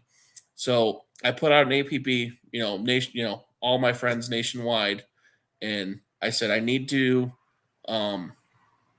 get this interior from Maryland, and I said I don't care what it costs. I found this awesome person in Arkansas. They were driving like their 1992 Ford Bronco from Arkansas to Maryland, really close to this dude's house. Never met this guy before in my life. I contacted him, talked to him on the phone for literally 2 minutes. I said, "Were you willing to do this?" He says, "I'll bring it. I'll bring it as far as Columbus." So I PayPal'd him, complete stranger, and this dude loads it up in the back of his Ford Bronco, drove it all the way to Columbus. I paid another buddy to drive from Akron to Columbus to go get the thing, and then he drove it to me. Wow. All for some seats. I mean, hey, just using your resources, dude. I like Oh, that. I mean, you can't have seats reupholstered for $300. You know, No, front, back, no, door panels, hell and no. and these have no rips, no tears, no cigarette marks, no stains, Wow. and they're absolutely just gorgeous. Like they're literally 2-year-old car new, Wow, that's crazy. and for something that's 43 years old, I mean, Yeah. When you find those old cars that have I swear seat condition can change the game. I oh hate yeah, those old cars. Nice seats in an old car, even if it's a little patinaed, maybe a little beat up. If the seats are crisp, then it's all good. oh yeah, that's the our car being from Mississippi, the whole interior was baked, but the car was solid, Yeah. and I didn't think it was going to be a big deal to put together an interior. Trying to find every bit of those plastics, it was such a God. pain in the butt because Yeah. it's wagon specific, Yeah. and oh my goodness, because they did like a I don't know if you know about the '80s Chargers, but their interior was very similar. They had like a fish oil, Mm-hmm. excuse me, in with the plastic, so they deteriorated very very easily, and so if you so much as look at them, if you scratch them with your fingernail, you'll just put a big gouge in them. So it's super hard. Hey, Buzz. Interesting. What's up, guys? Thanks for joining us in the chat, guys. I've been seeing what you guys have been writing. I don't know if Johnny won his race or not. I haven't heard. I know that Ruben was live out there. I didn't realize Ruben went all the way out to California to check it out. I wanted to fly down, but even just flying to California right now is pretty expensive. However, I did look at the plane ticket to get to the No Name Nationals, and my God, I can buy several of those and still save thousands of dollars. It's remarkable. I think the plane ticket for me round trip is like less than $400. Of course, Wow. I'll be flying on a shit airline, but that's all right. Flying into St. Louis, and then depending on what kind of rental I can land or afford, we'll see what happens. But Oh yeah. the plane ticket, that's not going to be a problem now, so I'll definitely be there. Well, that's good. Yeah, I'm still a little bummed out about everything, but the more I think about it, the more that I can just I gotta be able to put up some sort of a fight. You know what I mean? That 318 was not going to get it done, and it was going to be embarrassing, but I was willing to do it just to put on the show because I wasn't lying. I was going to throw all the nitrous I had at that thing and see if we could blow the 318 up because I had read a lot. A lot of people are like, oh, 150 shots, 150 shots. And then you get these unicorn guys that are like, I threw 300 shots at a 318 for a whole season. And the thing still, the only reason I pulled the nitrous off is because it was my wife's daily driver. And I was like, are you shitting me? They're like, yeah, we ran 1380s in that day. I was like, man. So you get these guys saying, good luck trying to blow up a 318. So I was like, man, one pass, 300 shots. Let's just send it, send it all the way. So I am a little disappointed that I couldn't do that at the No Name Nationals, but I still have the nitrous. I still have the car. I might just have to blow it up a little closer to home, but we'll see what happens. Well, I'm glad you're coming. I'm glad you're definitely coming. That'll be fun. Man, I So, can't. I that don't know. tattoo is gonna look awesome. Yeah. I need to talk to Wilburn because Wilburn offered me something pretty cool, and I don't know how much he's talked about it yet, but so I'll save that for a different episode. Once he announces it, then I'll announce it. But he gave me an opportunity at the No Name Nationals that I thought was really cool. And for somebody like me, I'll just say this: it's more like I'm more comfortable with doing that than I would be. Not that I'm uncomfortable racing or anything. I would have had a blast no matter what. But what I may be doing would be a lot funner. I shouldn't say that because I love racing. It's just more up my alley. I'll say that. And when Oh. So you're running the drink tent? I am running the drink tent. They got some Daisy Dukes for me. It's going to be amazing. The old beer garden. Oh God. I would too. Not the Daisy Dukes part, maybe. I don't know. Oh, I told Ruben that he's gonna have to wear my helmet when he passes out Friday night because, and we're definitely taking his hat and we're just gonna make sure we fix it so it's the right way. I think Tall John and I are gonna get that figured out for him. I'm sure. He's gonna wake up with 40 rubber bands on it the next morning. Well, you're still planning on bringing cars out, aren't you? Yep. Yeah. Oh yeah. Okay. Still, I'll still be able to see 43, right? I still want to see the car. Oh yeah. I think I'm 5 subs away right now from 500. Or Hell not yeah, 500. dude. 400. Sorry, 400. All right. Not 500. Everybody in the chat right now, or anybody that watches this or listens to this in the podcast form, go to YouTube right now. Go to Dutch Guy's Garage and subscribe to him, because now I have a mission to get him a race. I need to find somebody that wants to race you instead of me. I need somebody to call out Dutch Guy's Garage. Oh boy. It better be a good call out too. No BS. Yeah, that'd be a hard decision on who though. I don't know. I feel like there's still, I mean, we're really close to the event now, but I think, the more we spread the word, like, I just haven't seen these damn bots. That's my signal to shut it down. I think the more we just keep putting the word out there, because I haven't seen enough promotion on Facebook, so I need to put out some more stuff myself. It's really so YouTube centric that it's really a shame, because I knew there wasn't enough promotion on Facebook when I posted about it, and the amount of people are like, "What's that?" And I was like, "Oh my god!" So hopefully, me posting my YouTube channel at least led them to the rest of the stuff. Hopefully, I know a couple of people reached out to me about the No Name Nationals, and I was like, "Oh, you don't know what it is? Perfect. Tell John Wilburn I sent you." But yeah, it's gonna be fun. I'm just as much of a bummer as it is that the dumpster fire couldn't get out there, which I only said that it couldn't get out there and backed out because I don't think it can. But if by some miracle I can make it happen, I'll make it happen. But I wanted to be as realistic as possible and not get anybody's hopes up.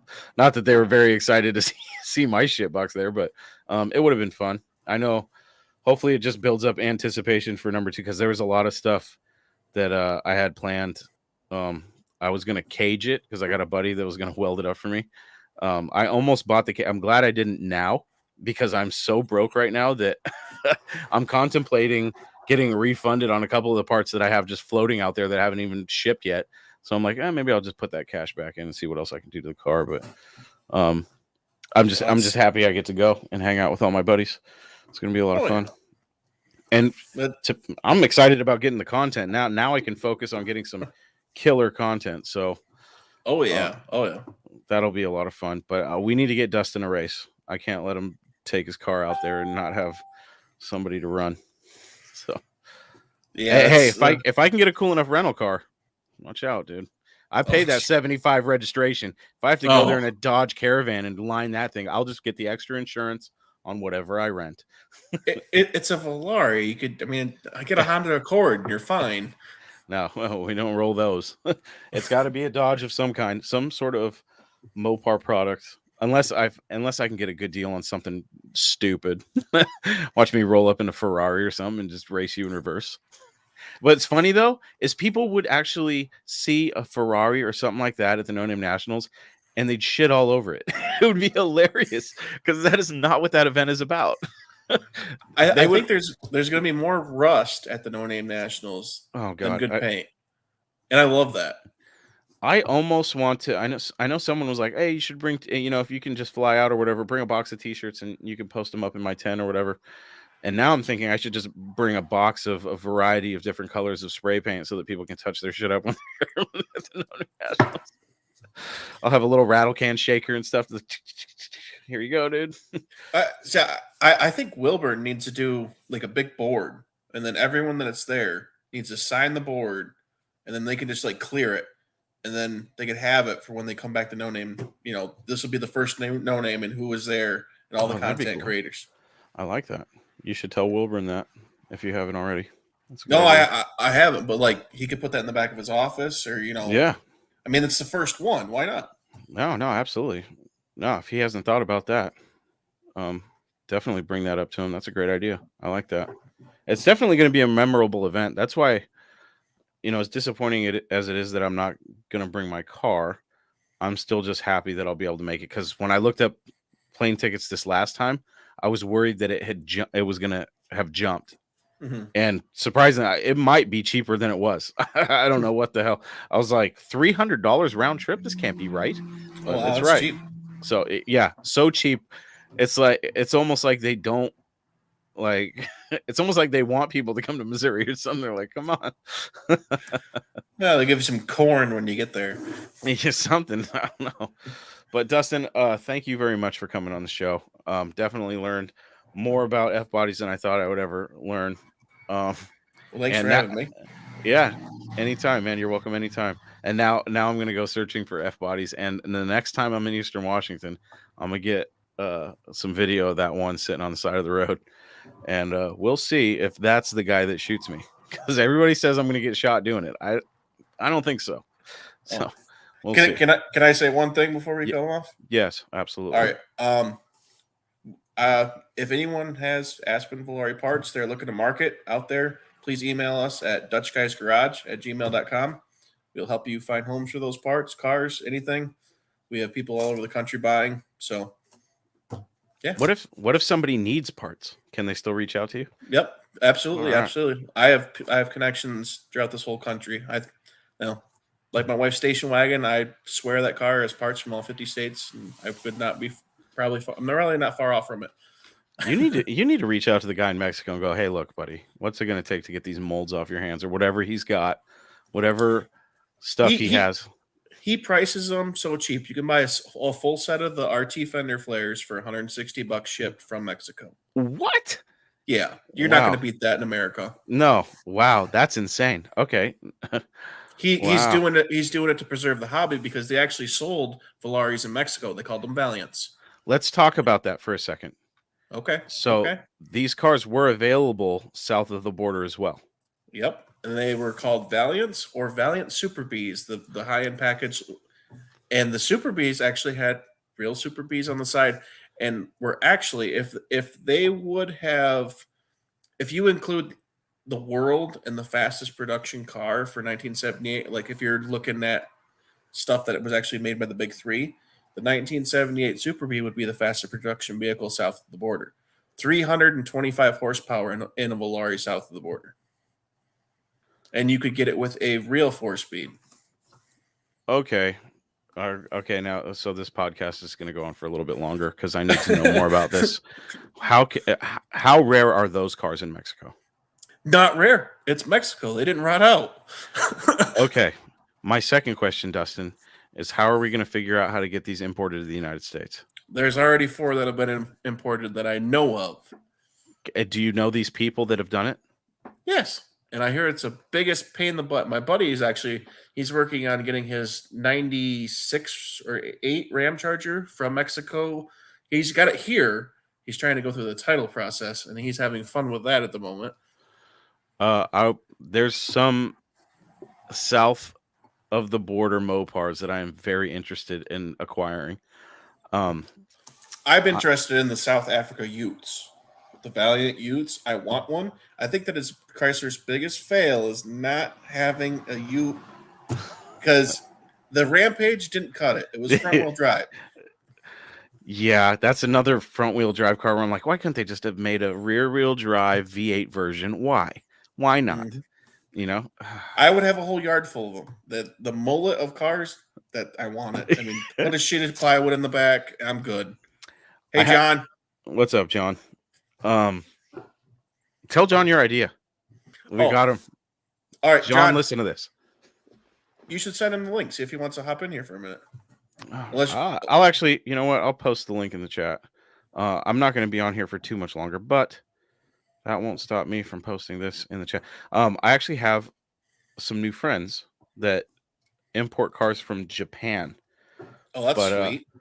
yeah, they got some pretty crazy stuff.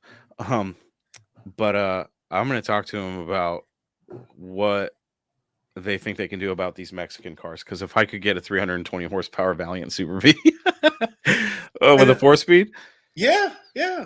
I mean, there's guys down there like that Horatio guy, and he just devotes everything to that hobby, and he just goes through and restores these cars, and it's like you just see them, and they did different interiors down there and everything. There were just so many more options, and like the hood trim, it doesn't say Dodge or anything. It says Valiant, so it's got one off trim just for Mexico, and it's just like, man. And so you're saying these cars are not hard to find in Mexico? no, he finds them all the time. Like he posts pictures of different ones, like almost every week. And it's Mexico, so shit's pretty cheap down there. Mm-hmm. Okay, I'm doing some research. This may be a business opportunity here. We can bring these old Mopar because I love the Mexican Chargers. they're so wrong and right at the same time. Mm-hmm. Mr. John Howdy, Wilbur. gentlemen. You, Hey, you John. got me eating my midnight strawberry snow cone. Oh, that sounds so good right now. Oh, I will never outgrow eating snow cones. I have my own machine. I love it. All right, Dutch Guy's Garage. What's going on, man? What's your idea? all right. So I was talking over with Chris because you need to have a No Name National sign and have everyone sign it at No Name this year, and then clear that thing and put it on your backdrop. Yeah. Oh, yeah. That's yeah. We can do that. But do it when we get there. But yeah, I'm down for that. I think that'd I'm be cool as hell. I'm thinking how we do the group photos. So we'll do it with a drone, so absolutely everyone can be in it. Yeah. Nice. Wouldn't that be cool? That'd Oh, be Yeah, awesome. I'm down with that. I'm going to actually revamp back here. So my Carlisle sign has two hooks, and one of them crapped out in the middle of one live. I fixed it. And the other one crapped out. So they're both going to have screws that can't go anywhere for next one. But yeah, I'm going to redo this. I think I'm going to upgrade my frame for the Brinker sign, and this is Dust Devil Garage's sign right here. I'm going to 90 days. My God. 98. Actually, it's 89 as of this minute. Oh yeah. Yeah. Hey, And Bill. then we're going to upgrade. We're going to redo our sticker board a little bit. So this will look a little different here pretty soon. Nice. Awesome. And at 89 days, Magnum guy. it's coming down. Bill, what's up, buddy? Greetings. Oh, just hanging out, listening, enjoying it. Awesome. I didn't know I could get in on the chat till just a few minutes ago. Yeah. Anybody can jump on the chat if the link is available. I need to start getting back to doing lives. Everybody just does lives now, so it's like, I obviously don't want to step on anybody's toes, but it's been a while since I got on there, so I need to start doing lives again. But it's like, if you're bored on one live, you can go to another live and check out what's going on over there. I don't know. It's a nice little ecosystem on YouTube. I like it. Yeah, I think Brian was doing one too. Really? Yeah, he was wanting us to jump over there if we got finished. I still want to reach out to StreamYard and be like, hey man, where's my royalties for this?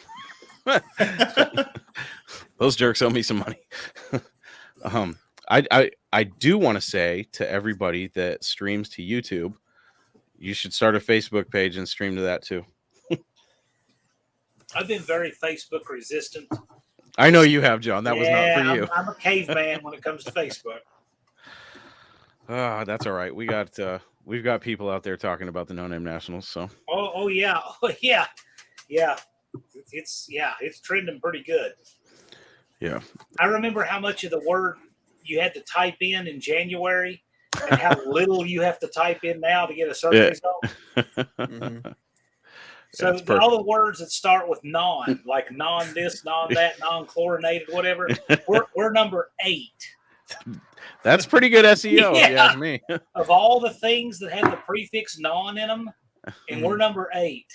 Wow. Yeah, Man. I was impressed by that. I thought that was pretty cool. I think my dad has watched every episode tagged to that. Really? He doesn't watch TV. All he watches is YouTube. And That's right. You told me about that one time. Yeah, he's We've got- the one. He sent me the thing about No Name, and he's like, "You should start doing YouTube, and we'll go to this thing." Yes, sir. Gosh, watching YouTube would be a lot easier on the mind, that's for sure. What you're at how many subs now? I'm about to hit 400. I was gonna say I did the tally on your. I do it every day, but I was gonna say you're as of this morning you were at 388, and you're running fourth.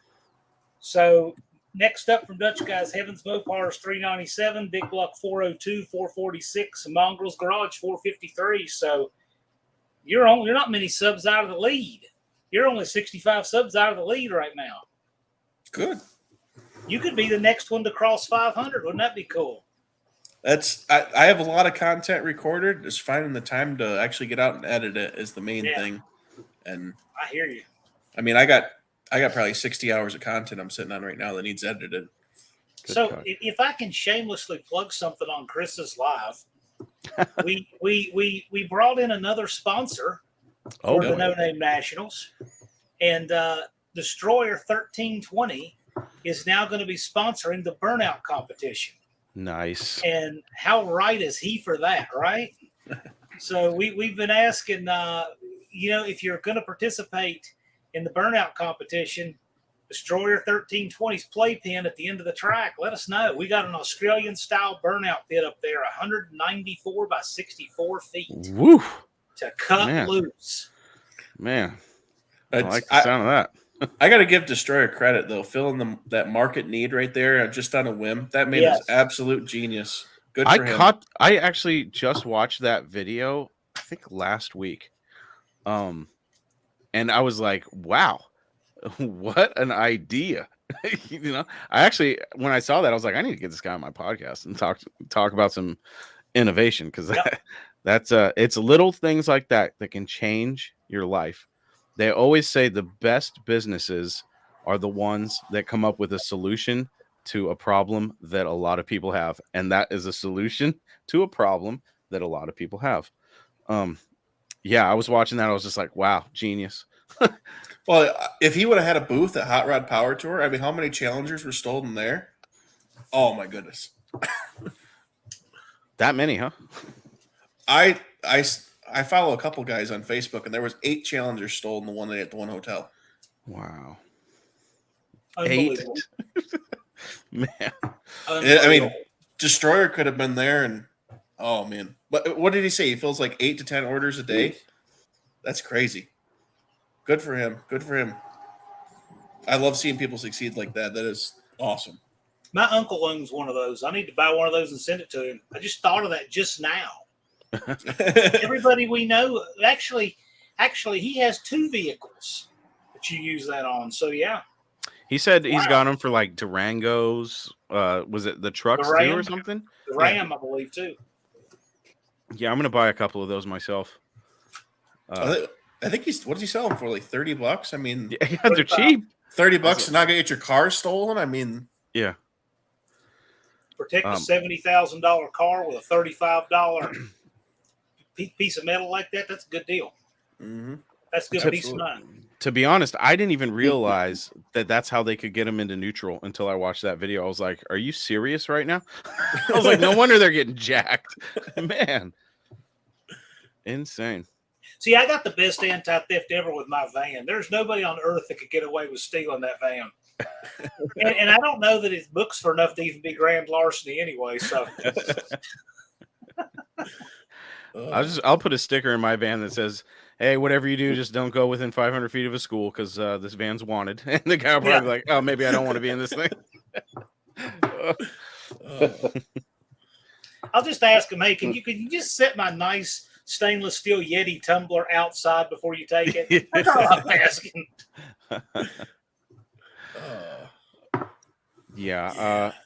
I am. I'm pretty pumped about the No Name Nationals, even though I'm not bringing a car. I'm trying to see if I can bring all my equipment. I would love to podcast from, depending on, you guys got a good Wi-Fi signal there or what? We're going to. Nice. Dallas is working on that now. there is good internet across the street, Okay. and the county is given they're given some kind of discount where they subsidize any extension of the internet you do in that county. Mhm. So there's a little bit of funding for it. So we're bringing the internet into Jeffers and setting up a network. That's something we're doing now. Perfect. Nice. Yeah. The ability to live stream for me is going to be crucial. Yep. That's one problem I had at Mo Party. I did not have a good signal there, and it screwed me over. I was like, well, there goes my weekend. I could not get a signal for anything. And I know a lot of people will tune in live to watch the drag racing and stuff, so it's going to be a lot of fun. It's going to be a lot of fun. We're starting to. We put a lot of time and effort on the No Name 500 guys early because they needed the most help early, right? And now we're having to work more. Like I've been working more on faster cars, recently, trying to get some of the faster guys to turn out, and they are. And we're having a heads up race, 28 by 10.5 tire heads up race. It's got some fast stuff coming. It's a $100 bill to enter on top of your entry fee, but it pays $1,500 to win, $500 to runner up, and it's heads up instant green tree. The only rules are a 28 10.5 tire and steel roof and quarters, and you can do anything else. Oh, so yeah, that's going to bring out some sharks. There will be some fast stuff coming. We see a lot of these cars that come out of the woods and stuff, and that's awesome. I love those cars, but make no mistake, there's going to be 4-second cars this event, and there may even be a 3-second car or two. Awesome. Let me ask you this, John. I don't know if anybody's asked this yet, but this is an event for content creators, right? Absolutely. Every event I've gone to, I've had to get a media pass to get the best footage I can get. Is everybody that's got 500 subs granted a media pass to go wherever they want as far as getting content? Yeah, of course. Love it. That's what this is. It's a content creator event. We're all media technically, right? Yeah, I will admit that it is nice to have that media pass and just walk into areas and people are like, how the hell is he getting over there? It's like, you gotta have one of these. The only places that are kind of restricted, we're going to have some places for safety. Yeah, like, sure. On the wall top end, up in the tower. So there's certain places like that. But yeah, in general, the place is wide open. Cool. Yeah, it's going to be so much fun. And every spectator ticket is a pit pass too. Yeah. So that's the funny thing. We're just sitting here wondering. I'm sure a lot of people will turn out, but how many people want to sit in the stands versus mingle with everybody else in the pits? Because that's where the action's going to be, is in the pits and the staging lane on the track. Mm-hmm. So the stands are there, but every ticket is a pass to get in the pits too. What kind of weather can I expect in Missouri in September? Well, I know this. It should be warm. It should be t-shirt weather, of course. Cool. The odds of rain in September are the lowest of any month. Perfect. That's your best statistical month for not having rain. And the later in the month you go, the odds drop even more. And we have this September 30th and October 1st. So our odds of rain are better than any other weekend in the entire season. So let me ask you this, John. Is this the time of year that you will plan future events if there are future no-name nationals? Are you going to aim for this time frame? We'll see. Because as you know, the date got moved. Mm-hmm. And we'll see. We're going to discuss that, but we're going to have a good date. We'll see what it winds up being. It's impossible to get a date that's completely clear and free of anything else going on, of course. Yeah. But, we're going to try to get a date that works. But, it'll be something late summer, early fall like this. Very cool. Don't know for sure, but we'll see. Nice. Awesome.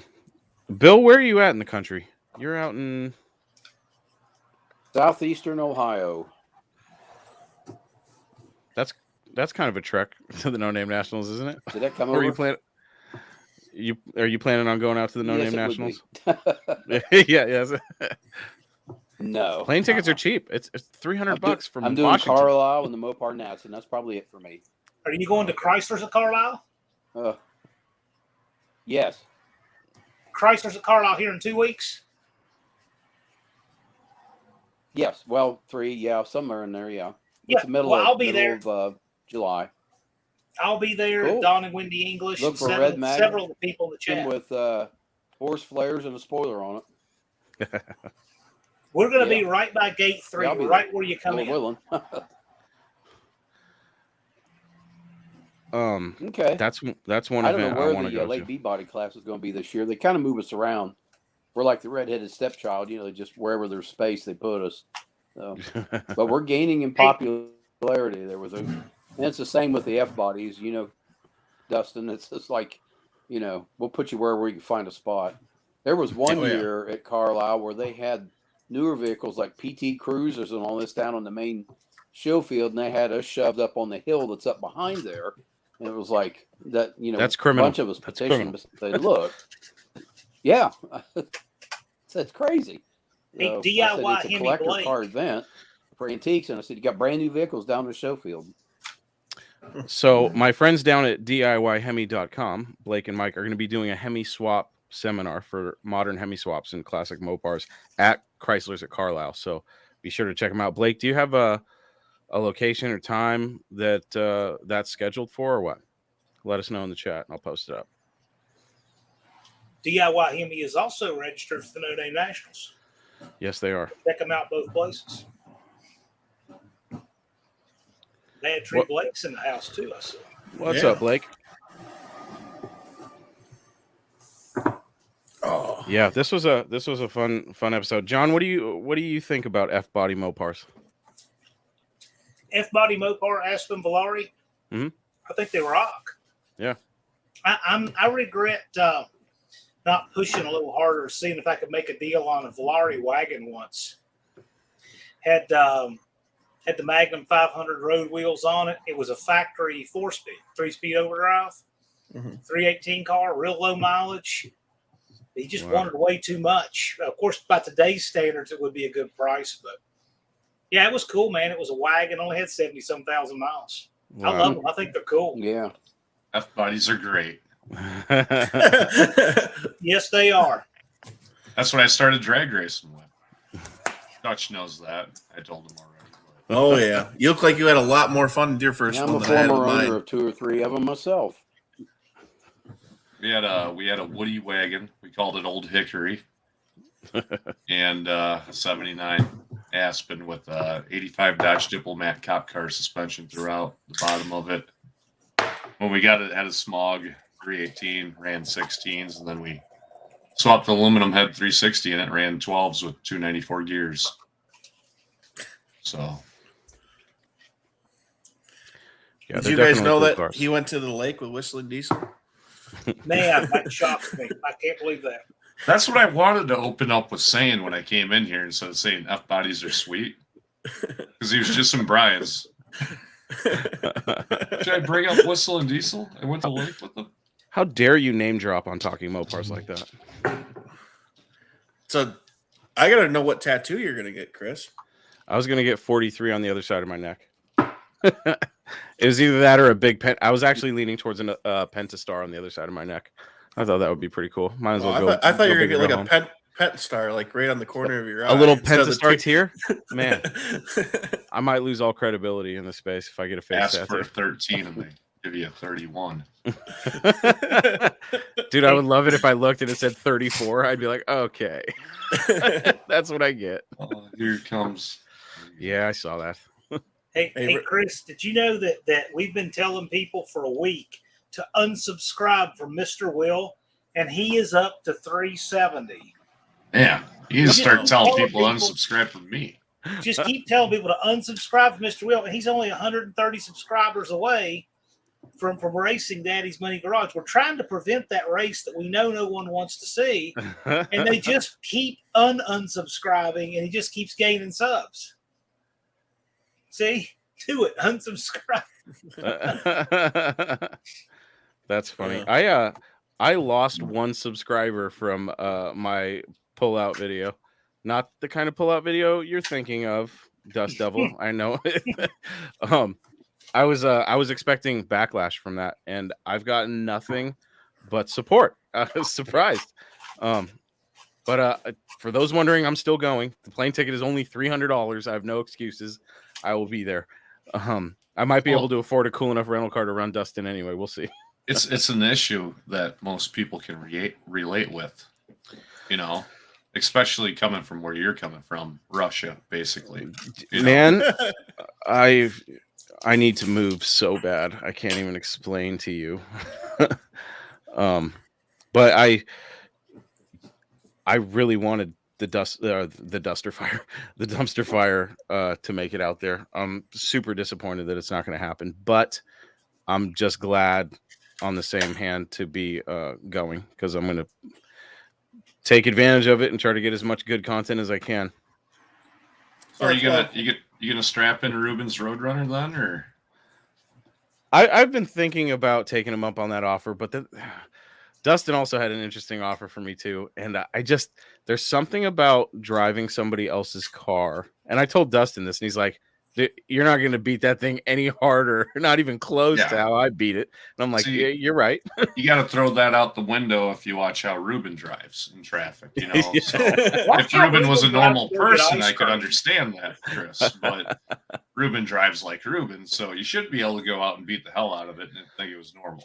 I also, that thing when it's somebody else's car, and I just don't feel like I wouldn't want to jump in the driver's seat of someone else's car and make it look worse. You know what I mean? Like, I wouldn't want to be that guy. Like, damn, that was. Do you know how much Ruben would mark out over being able to tell people that Chris Albrecht drove his car? You know, you could hear him saying that. The only person I don't have that with is Jeremy, because we equally beat the shit out of our own shit with each other. So it's, the first time I let him drive anything like a motorcycle or anything, I'm like, you better hammer on it. I want to hear the exhaust. Hey, Chris, you still have the link handy? Yes, I do. It is right here. Oh, boy. We got to depreciate this neighborhood. Ooh, and they're drinking Yellow Jackets tonight. Oh, boy. I'm drinking filtered. John's chewing ice. And he's not completely red, laughing, hiding behind his chair, turned around tonight. John, I thought I was going to have to call your local authorities and be like, you need to get an EMS team over there right now. Oh, man. Oh, no. Oh, man. Unsubscribe to Mr. Will, guys. I'll do that. He only needs 130 more unsubscriptions. This was not planned at all. We just How many beers this. have we drank?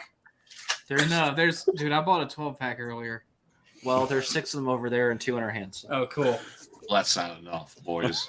Those are rookie numbers. Unsubscribe to Mr. What Will. you were just Speaking of about, what you were just talking about with Jeremy driving your shit and hammering on it, and you doing the same with his. Well, you know that if either one of you breaks it, you both got to fix it. Well, yeah, I mean, we got pulling motors down to about 30 minutes now. It's just the putting them back in part takes months. I would just feel guilty if something catastrophic happened that wasn't even my fault, and I was behind the wheel. I'd be like, "Oh man, broke." But if you want to get back on F bodies, my favorite F body story is when we're driving the '77 Plymouth Polari, Old Hickory, the Woody, gravel travel, and that's what we do in Iowa. Old Hickory, like Andrew Jackson. Me and Jeremy drank 2 30-packs of Busch Light, bobbing around gravel. Dude, we used the to alternator drink. took a shit on the car. We called our Mopar buddy in town up at 3:00 in the morning. Hey, we're out in the haunted forest. That's what we called it. It's just this tree-covered road. That's where we're broke down. That's where we're at. Can you come help us? He comes out, gives us a jump, says, "Keep up with me. Leave your headlights off." I swear the car was half in the ditch most of the time. I'm just trying to keep up with these red fucking headlights in front of me. I'm totally smoked. Jeremy's puking in his hat. My dog's going from glass to glass in the back of the wagon. We made it back to town. Me and some old friends of mine used to drink a handle of Country Club vodka. I was like 15, and we would go bowling. It was bad. One time I just walked down the lane. But Jeremy just turned 40, and I think he was 28 when we did that. So,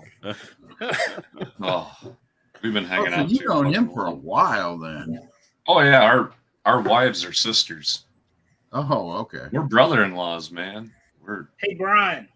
It's kind of weird. I thought he was a freaky Stop hippie right away when I first seen him. Oh God, John, we're running out of time to get the jet together. Look at Chris up there, like, yep.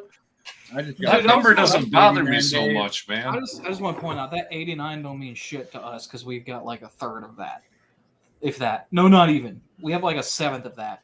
I might go live on the 4th of July just for the first time the Nacho is going to breathe life. Realistically, we have like 12 Sundays left. That would be cool.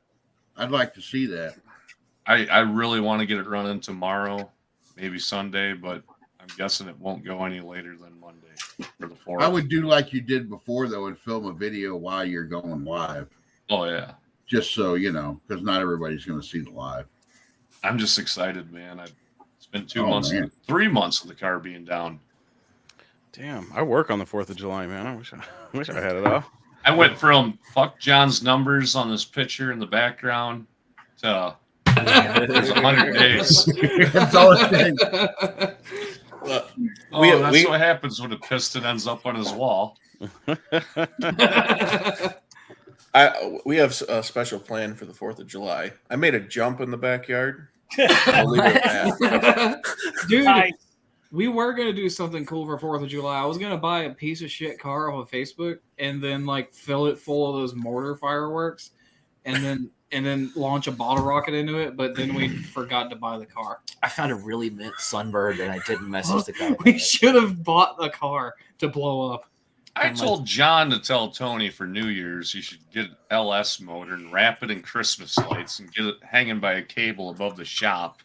Yeah. At midnight, cut the damn line. I was talking to Tony, I guess, the other night, and I don't think we're doing anything for 4th of July. I don't think we are. I think he's spending it with his son. Probably. Dude, a Steve would do it. Bottle rockets out of the ass. Dude, Tony and bottle rockets, John would have a panic attack. Y'all don't know about that, do you? Oh. So a couple months ago, right? We This were gonna shoot a video This for was the like 6 months ago. for the motorcycle channel, and the plan was to talk about the motorcycles that we have at the shop, and while we were doing it, Tony was gonna fire bottle rockets at us, and the first one he lit off directly hit John in the temple and exploded. It bounced off the floor, and we got it on video, and John saved the frame from where it like hit his head. Kathy sent it to me. Oh yeah, Kathy sent it to him. Show him it's his profile picture on Facebook now. Let's move it up. Can you see? It was great, and now John has a fear of bottle rockets. I don't want to see fireworks. We used to get black cats and light them and wait till the fuse is just really short and then throw them at our buddies. Yeah, Sometimes you'd wait too long and it blew up in your fingertips. yeah. Oh my God. It's Talk 'cause about those- the worst thing you ever felt. Because that main fuse is the slow one. The little short paper one blows up in like half a second. Like, You guys ever played Roman candle tag? oh hell yeah! Oh yeah. Hell yeah! We used to do that in my neighborhood. No, I was homeschooled. That was our version of drive-by. We used to do it on the back of our bicycles. Like we would tape them to the handlebars and try to like aim them and light them and keep it going. Like that's so much fun. We used to just drive around the neighborhood, stick them out the window. Yeah, we Hey, done Chris. that too. Yeah. Chris, Do we need to hold buy on. I got you. Talking Mopars podcast does not endorse these activities in any way. Oh shape, yeah. or Oh, yeah. I was literally like wording that in my head. I was like, okay, fireworks safety. Fireworks These are all safety is of hypothetical. utmost importance. I guess. Mostly troops. Hi, Chris. I'm Austin. Put on the That's ground, Just a light, volunteer and run firefighter away. here. Yeah. I strongly We urge. just come in to crash your live and tell everybody to unsubscribe from Mr. Will because we've Yeah, been drinking too absolutely. much. They come in, tell everybody to unsubscribe from Mr. Will. Make sure you know they went to the lake with Whistle and Diesel. Yeah, we Give did do people that. Horrible firework advice and leave. Yep, Isn't that just that's great? Say our some of that's your our best MO. stories are when you're out drinking and driving. Blake. Is that like the the time that we rode back from a place after getting like 6 pitchers of margaritas. Dude, that was so much fun and dangerous. That was the first time you took a I'm sorry, Sportster Chris. over 100 and a 40. Yeah. This will all be God. cut from the podcast that now has a sponsor. Oh man, I'm sorry. Okay, we'll have to control ourselves. Have your sponsor get a hold of ours. Dustin and I were just about to do a clean finish. It was going to be a perfect high performance heritage episode about F bodies, and we've been talking about drunk driving, shooting fireworks in people's faces. Man, Well, since this is going to be cut anyway, Chris, is that cereal actually any good? You completely place Actually, the blame hey. on me. I don't mind that at all. in all seriousness, the cereal was good. I wouldn't bullshit. They sent me some, and I sent them a message through the company that I used to get advertising, and I said, "Look, my daughter will be harsher on the cereal than I will, but if I don't like it, I'm not gonna, promote anything that I don't personally use." And now, have I subscribed to it? No, I have not. But it was good. I ate all that shit. What was But the if name? somebody put it in front of you, Moparios? you'd eat it What kind again. of cereal? It's called Magic Spoon. It's Okay, yeah, I've Okay, seen that yeah. before. Yeah. Yeah, It's actually. it was I I was heard worried- a guy's getting hooked on Magic Spoon, and it totally Yeah. really is. I thought it was a sleeping bag company. Wow, Blake, now let's just add this to the list of shit we shouldn't talk about. Oh, that's actually funny. Cut that My right out. live went all night without a weird hour, and, it would And come now it's and it here. would bring it Now it's here. Hey, Chris, we really depreciated your podcast something serious, didn't we?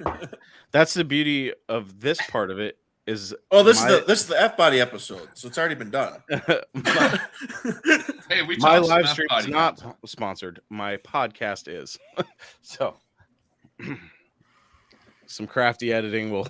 This never happened. Well, I'm sorry. No. This was my idea. That's the reason why you do the live stream, so people can catch the stuff that they wouldn't see if you actually post the video. I will control myself going forward solely because I know how editing goes. Actually, it's really easy. All I do is cut, delete all that. See ya. Yep. But you gotta watch all of it to make Oh, sure. wait. Hold that We got 3 timestamps. seconds of John's facial expression. Keep that. Just do an extreme zoom of that. I want to go back for real. I want to go back and get Muscle City Madness's finish last night. Your microphone cut out, Blake. Hit it. Somebody in the chat needs to check on Johnny Mopar's race and let me know if he won or not. I think Ruben's live or was live from there. Ruben Some- was live for 5 hours last night. Tell me about it. My God. That must have been Wow. blast. With some of the weirdest people you ever seen. I watched 2.5 hours of it at work today, and I was like, wow. I don't know how you could be out staring at a phone for 5 hours. Well, My you old know, man, when he started getting on there, oh my God. I never laughed so hard before in my life. you Brian know, Wing and John Wilburn were seriously almost flatlining, red in the face laughing. I never seen people laugh so Well, hard. J-Bo's in there. J-Bo's in there on an Etch-a-Sketch, and he's got jitterbug hotspot cellular or whatever, and he just keeps freezing up and getting frustrated at us thinking it's hilarious that he's freezing up, and he just kept rolling from there. He started telling everybody to go F off. I'm gonna have to go back and watch that. It was hilarious, dude. Oh, So, I- Chris, I- what you're saying is you're gonna need me to pick you up from the airport, or what? It depends on when I fly in. Like I said, scheduling was also a part of this. Okay. I have the weekend. I'll be there Saturday for sure. Oh, Legion I'm Air has trying to really- get Thursday and Friday off. Leave Wednesday night. Probably just stay up all night on the flight, or get a little bit of sleep on the flight. Land in the morning, and then hopefully be in Sykeston by Thursday night, so I can join everybody at the restaurant. No, Legion you know, Air has really cheap tickets, so if you need us to pick you up in Moline, we can drop you off at Brian's on the way there, or you can just stick in with us. It just depends on where I can fly in. St. Louis made the most sense because if my schedule didn't line up with Brian's, then I can just rent a car. I was looking at cars, and I should be able to. Because how far is St. Louis? Like 2.5 hours or something like that Yeah, from Sykeston? About it. Yeah, that's not bad at all. about 2 and hours. Yeah. I'm just trying to find the right rental car. So we'll see what happens. We got a convoy coming down with like Bigfoots and Mopars, Rabid Transit Garage, J Ray Racing. What day are you guys heading down? We're heading down Thursday. Okay. So it'd be We're like gonna Thursday be- afternoon. Up crack of dawn, we're leaving because it's about an 8-hour drive for us, give or take. Okay. It's all downhill. We just put it in neutral. The cheapest flight was $300. I forget what time I would land, but I was thinking that it would be. I thought I would land in the morning sometime because, like I said, I was trying to leave Wednesday night.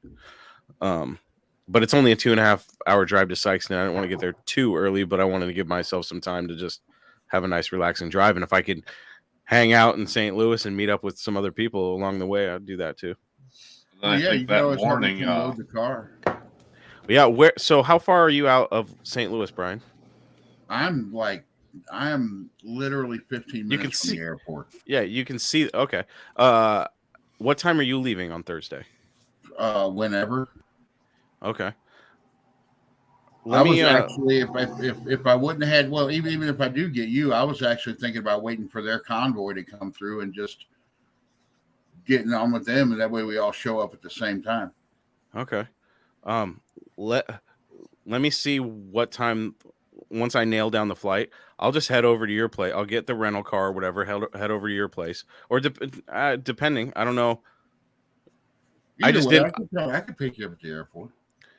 I just didn't want to be held to any because I also don't know. I didn't look at return flights either. So it all depends on when I have to come. I didn't want to be a pain in anybody's ass and be able to leave, and you know what I'm saying? Yeah. So you like buzz in like. But I definitely roll down with you guys. I'll just cruise over to your place, help you load the car or whatever, and then well, and then you also have another job that I'm volunteering you for.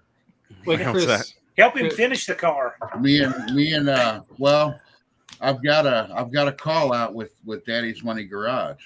Yeah, you do. Oh boy. And oh man, it's the most powerful call out of the whole thing. The tree will not even be able to register the time. We're gonna see who can push our cars down the track the fastest. Yeah, Chris, you said so I you're need going you with to a help no push. name? Chris, did you say you're going with a no name? Yeah. What is it you're bringing? Nothing. I'm bringing myself. Okay, well, we'll definitely take that race. So sounds like Dustin will just sounds like we can win that one. I'll put a stack on it right now. Chris and Dustin, you've seen Brinker's clock, haven't you? Oh yeah. I don't have it here. Oh, you got it at the shop tonight. I'm just curious. Where are we on that clock, Brian? Oh, I'm still good. I'm not panicking yet. I'm nowhere near panic mode yet.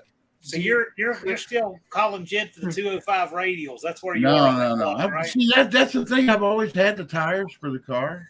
Yeah. Chris, do you think you could like outrun a built 360 Magnum if we gave you a 3/4 of the track head start? I don't know. Outrun. I'm just going to tell you right now, Jeffers, track manager's not going to let that one happen. Hey, John, can I go down? What the fuck are we talking about here? My grudge race with Dodge Whisper. I'm going to blow his doors off. Smack your microphone. Can I let Chris ride shotgun with me during that race? We have to ask Dallas because Dallas isn't crazy about passengers in cars, especially fast ones. But you have to ask him. I know he wants. What better way to teach a guy about drag racing? I know. I'm just saying. Talk to Dallas, but definitely wants everybody to have a helmet. And the faster the car is, the more leery he is about passengers. Oh yeah, we do need to get helmets. Yep, I've got no problem. I got like 3 helmets. Chris, how many does it take? Just one? I'm going full fire suit because I have no faith in this car's construction. Twin Hack's vintage fire suit. That's cool. If more people showed up like that, that'd be sick.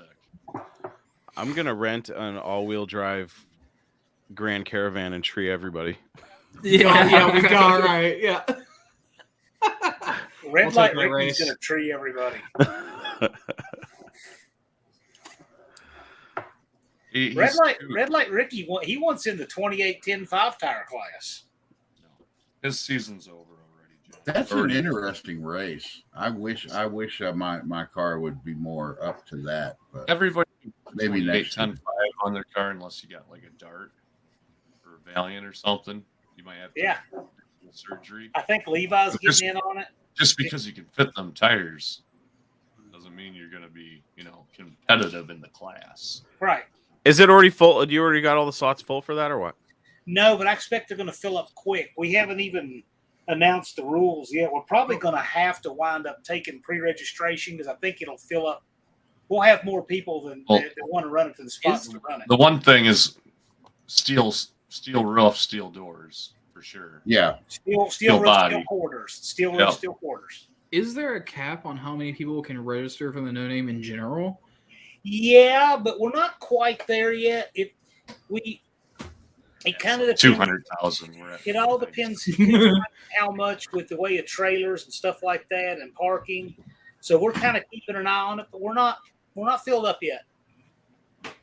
The Nacho's got that tire size, and it ain't gonna The Jet's got hang that tire with the size too. slowest- It's not going to hang with the slowest car that's really serious about wanting to get in that class. I say our car's got that tire size too, but I don't know if it's going to be competitive as some of the stuff that some people were These bringing. guys are probably going to be running like 4s in the 8th or Yeah. 5. Yeah, like Street Outlaws stuff. I'd We be got some happy rides with that have most been on of Street these. Outlaws going to be there, hopefully. Yeah, well, we're definitely not going to win Really? that class. Really? I'm excited now. Are they of the Mopar variety or what? You'll have to wait and see. We're still working on You getting a commitment. In mother- fact, I should have a commitment on one of them this weekend. There's so much I'll beer report on this back. table. No, there's not. It's in your belly. Well, most of it's in the shitter now. Yeah. Now, see, here's the thing. What have you if- done to my life? What have you Bring on your fuckers done to Corvette? my life? They let me You in. can edit this up and use it as your Letting me into any kind of social function is a grave mistake. Yeah, but Chris, Duly noted. look, how many people do you have watching now? See, the thing is, Brian, is I was hoping you were still going to be on. Oh, 'Cause I you was got gonna say, no all beer? right, I'm gonna get Oh, another all right, you were gonna Dustin, jump over on mine. let's shut it down and let's go do a weird hour on Brian's, and then Now Chris gets to show you what it's like to getting hang over out here. with real Yeah. Mopar people. How goofy they are. This is great because there's nothing you can do on Brian's he'll care about. No, I don't. I've had yodeling pickles on my shit. Nobody ain't nobody gonna beat that. I heard that on the. I appreciate all your guys' lives, by the way, because I drive like 6 hours a day, so I listened to all the lives throughout the week, and the live pickle thing, I had to pull over for that because I was laughing too hard. So Leighton, What's up, Leighton? There's the face to the name. I will Guy I'm be always telling better late than never. Can nobody Yeah. give me the results to Johnny Mopar's race or what? Shit, do I got to do this myself? Let's find out. Jonathan Mopar. Taking a little break here, so I figured I'd jump on. Hold on, let me see How if does the Johnny one-armed answers his man phone. count change, Brian? Yeah, tell John showed us that joke. NSB, come on. It is- I'm gonna call Hey, Johnny Chris, you remember Mopar that live 65 on the show. Ambassador? Yes, I do. Big buck. It's like 2:00 in the afternoon where he's at. He's not gonna answer. Don't mute the mic. Please answer. Please answer. Please answer. Did you know we went to the Lake of Blitz and Diesel? Oh, shut up. I heard his real name's Cody. His name's Cody Detweiler.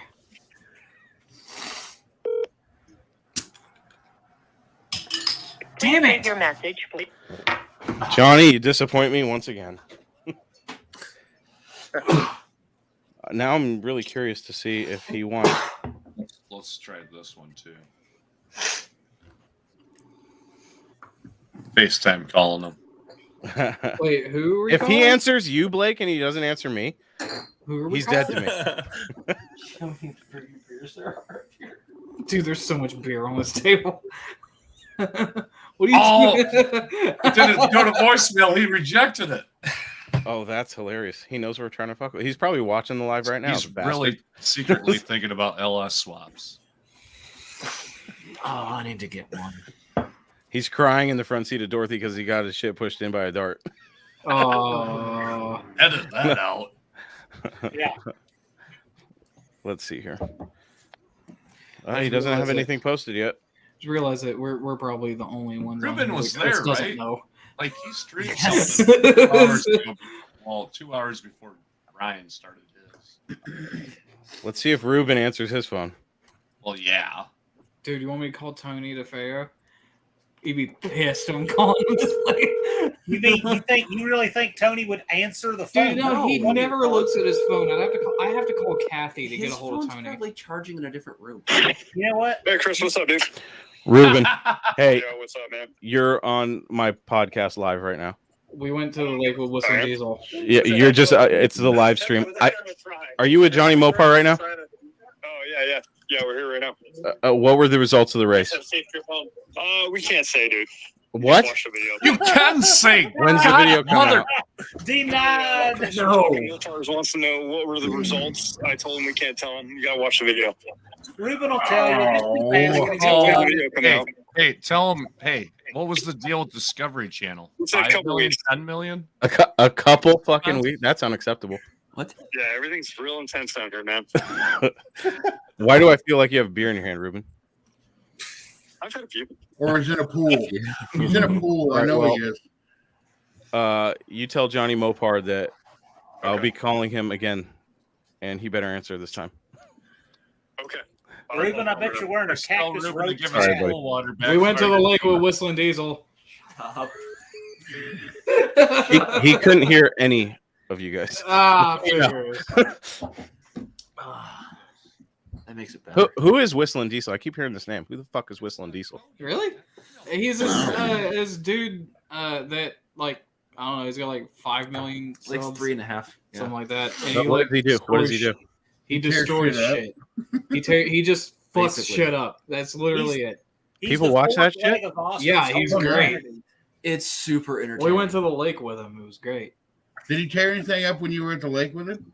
No, he brought his Audi R8 though. His 1200 horsepower Audi R8. And Just what you've told me so far, he sounds a little douchey. So tell me some more so that I feel good Oh, about well, him. you know, Just- you, you you would keep think- promoting him on my you- fucking live. okay. Like I you need to know who really, this guy you is.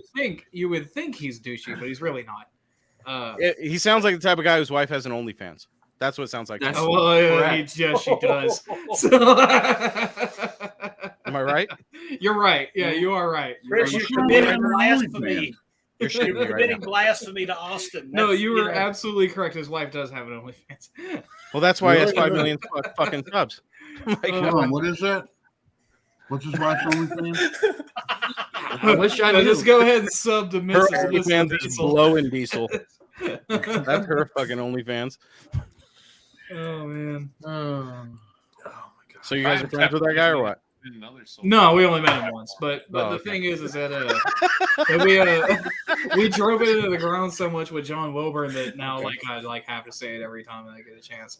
I was wondering there. I was like, so you went to the lake with him. You mentioned that 7 times. Do your knees still hurt from that venture? Yeah, they do actually. There's So He mailed me, Found out from a he Tinder mailed post. me a note.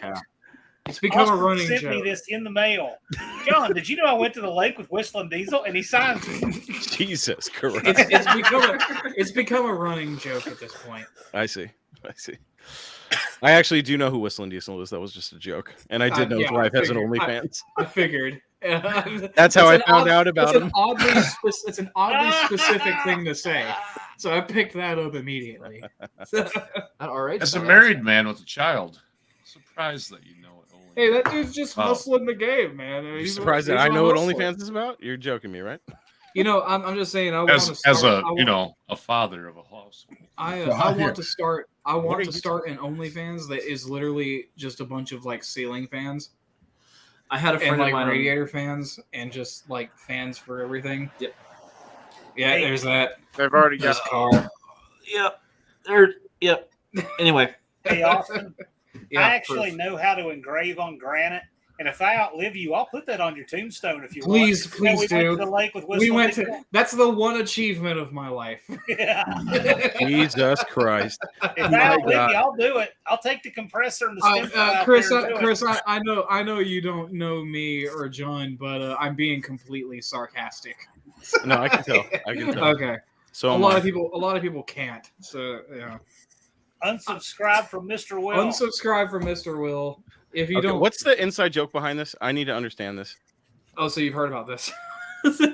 So, Mr. Yeah. we run a channel that started off of Uncle Tony's garage, and we've been building this car, the Junkyard Jet, Okay. and we've been getting a bunch of call outs to race this car because this thing it's starting to get serious, and one of them is being made by Mr. Will's Dying Breed Garage, but he doesn't have the sub count to make it to the no name yet.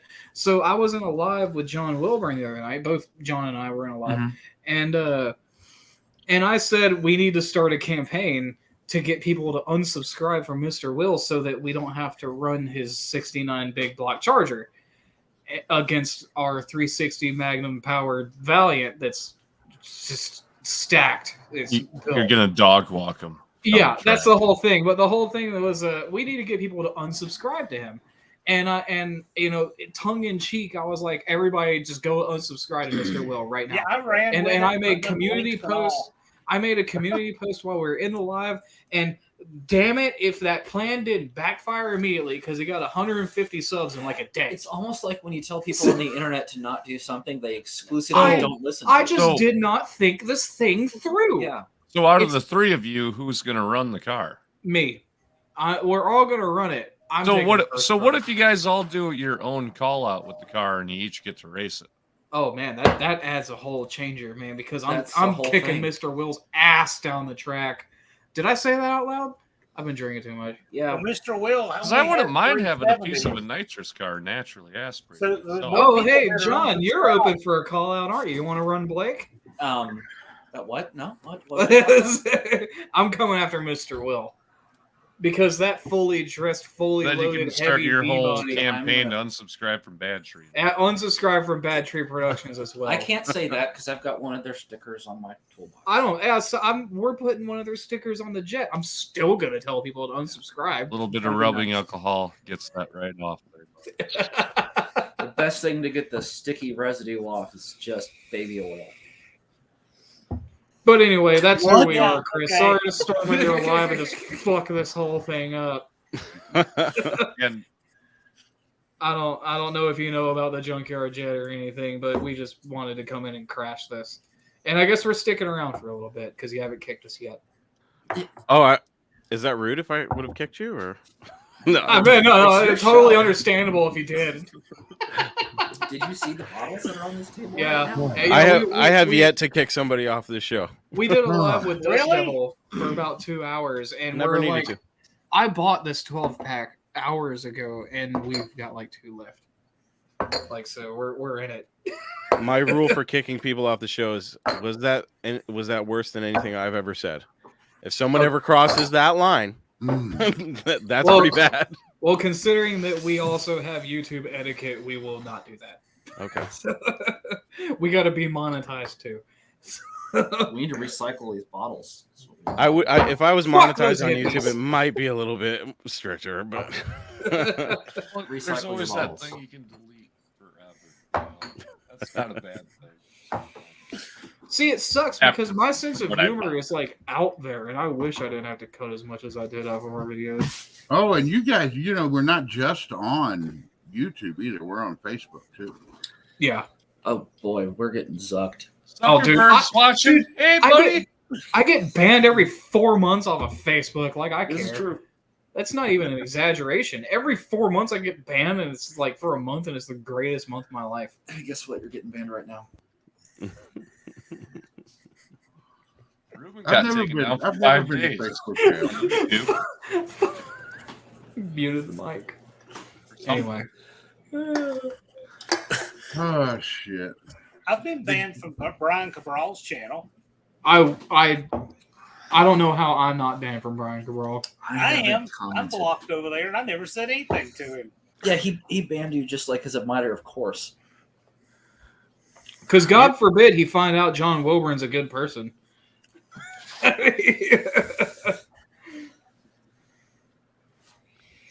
I keep hearing about that guy, the Cabral guy. I've never seen any of his videos, but I heard they're pretty entertaining. Is that true? He specifically put out videos addressed to Tony and me and John. And Imagine what a guy looks like that lives underneath a bridge. Dude, that guy That has look, access to I the gotta tell you, internet. over the whole progress of the Junkyard Jet project, that guy has been one of the biggest sources of motivation to me because I love when people talk shit. I throw it in their face. Is he a legitimate troll, or is he like one of those trolls? no, who that's has oh, nothing dude, to do? There's no tongue in cheek. Look, I am It's not just angry. full I am- on jealousy, Chris. I am Like, not exaggerating when I say that for the past Kool-Aid.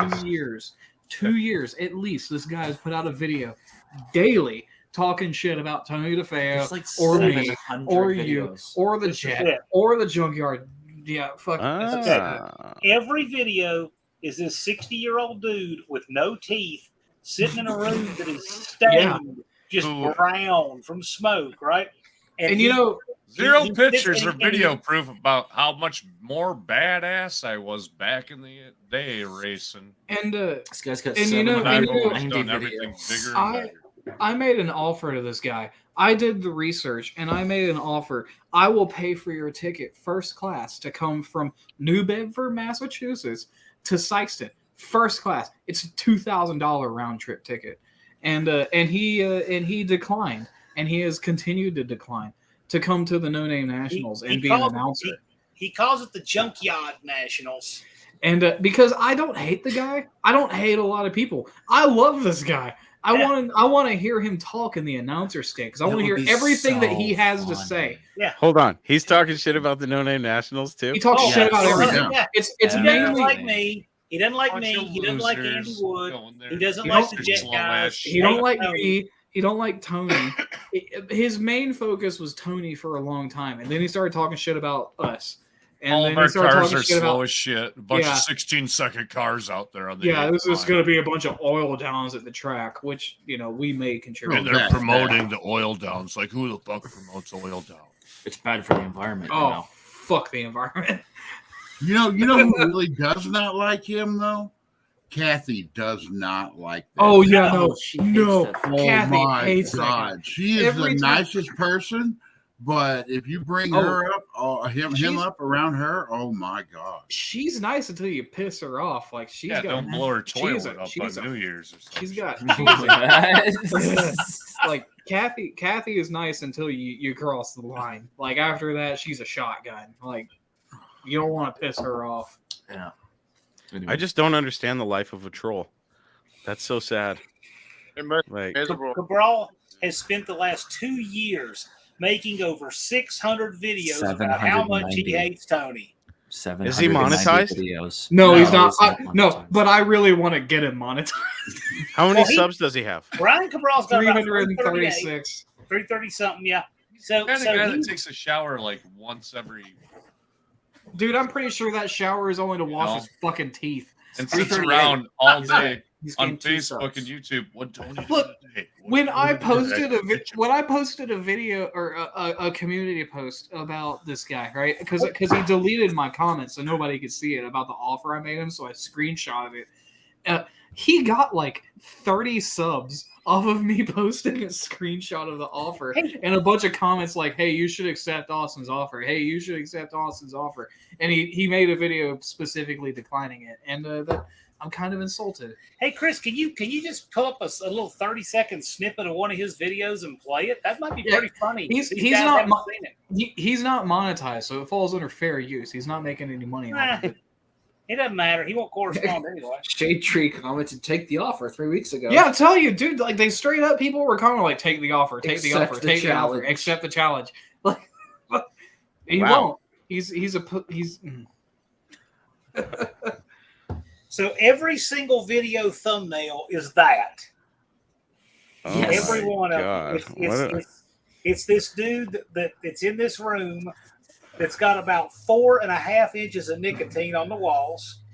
And You can and- chisel and- it away and get a buzz. and he's got his hat on, and he always tells you it's his first of 3 cigarettes for the day, which no one believes whatsoever.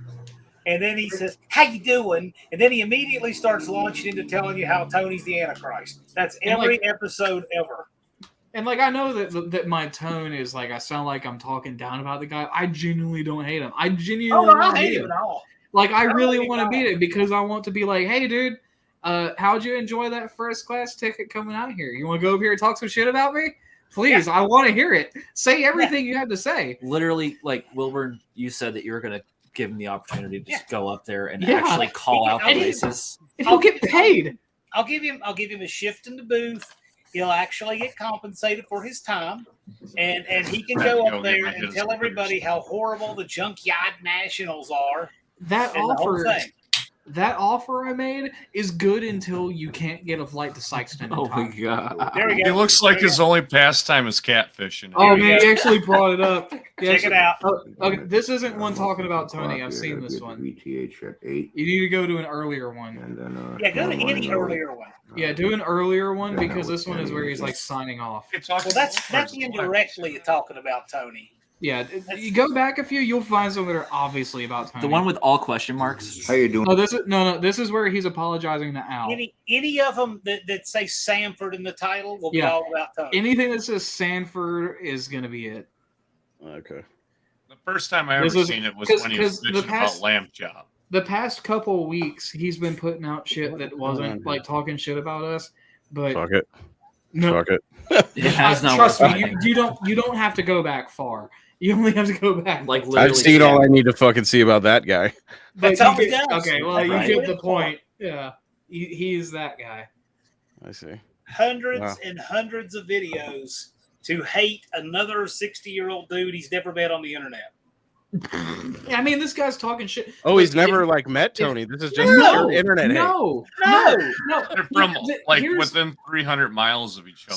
So our project, right? The Junkyard Jet started out on Uncle Tony's garage, and it's building this Valiant that he gave us out of like whatever we could get, and it ended up being like Gambling. pretty much a full race car at this point.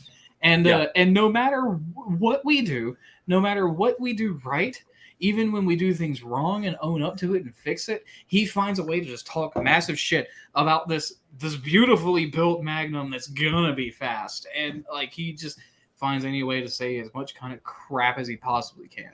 I have and a guy that I messages relish me it. 5 times a day on Instagram saying how much we're fucking up constantly. And He's What? definitely the alpha troll. almost every day I get a message from this guy from Canada that is totally bagging on us and ripping on us. And I You have click the on it so it only doesn't hater in look like I Canada. opened it. You know, you get to Yeah. verify it before you open it. Yeah. So I've got like 2 years of messages from this guy. 2 fucking years? What? My God. I love those fucking Just- people. oh, I love dude. when people talk shit. People who It's talk like when shit Tom motivate you Hughes to do talked things. shit about us. That's when I got the whiteboard out and started That's seeing the background of all of our videos, and it says original ideas only on a whiteboard. And there's a line with a number 1, and it has nothing on it. It's all in Sharpie. So it's going to stay that way for fucking ever. So whenever Wow. we're making a video, original ideas only is in the background with just 1 next to Get it. out the whiteboard and educate people. Nobody puts out more original videos than me. Okay. Does he have a pretty big channel or what? No. Who, We're Tom all Hughes? Muse. No, yeah, we're talking about a different person. Muse has Tom lost Hughes about had 30, about 40 1,000. subscribers recently. He had about 1,000 subs, His claim but to all of fame his, is but Tony's every one of Capital. his videos only got. He was lucky to get 100 views on a video. I almost seen died. Tony- I almost died making a video the other day. Why did you? Was that on video? My cherry picker flipped and I had a full Cummins diesel. And it Oh yeah, I fell saw over. that. Wow. Damn So it. what happened? You still have all your digits though, so I was wearing Crocs, so it was all going to be fine anyway. Yeah. Oh fuck, I love it. What happened to Joe Crocs? Yeah. Look at your chop shoe right here, baby. I was putting a Cummins turbo diesel 6BT with a transmission into the truck I'm building, and the cherry picker blew a caster off, and the whole cherry picker flipped over. Jesus Christ. Oh my god. But it was fine though, because it landed in the engine bay, so it's fine. It Oh, it was. That's No, just, it's All right. you know That's what's just just a- as scary as that is the 2 hours that I spent putting the starter in the Barracuda that day. oh god. I That don't want needs to talk to about be starters. Flashbacks. That cherry picker falling over needs to be your intro video. It needs to be on every one of your videos. Be fun.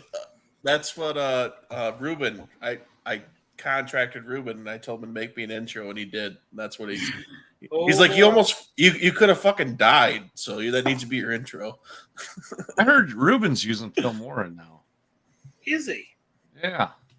Wonder where he Remember got he that did- idea. Yeah, I don't know. I don't know. I need to try it. I don't know. I mean, it's probably the best $80 I ever spent. I love Fillmore. I paid $60 for a lifetime license back in the day.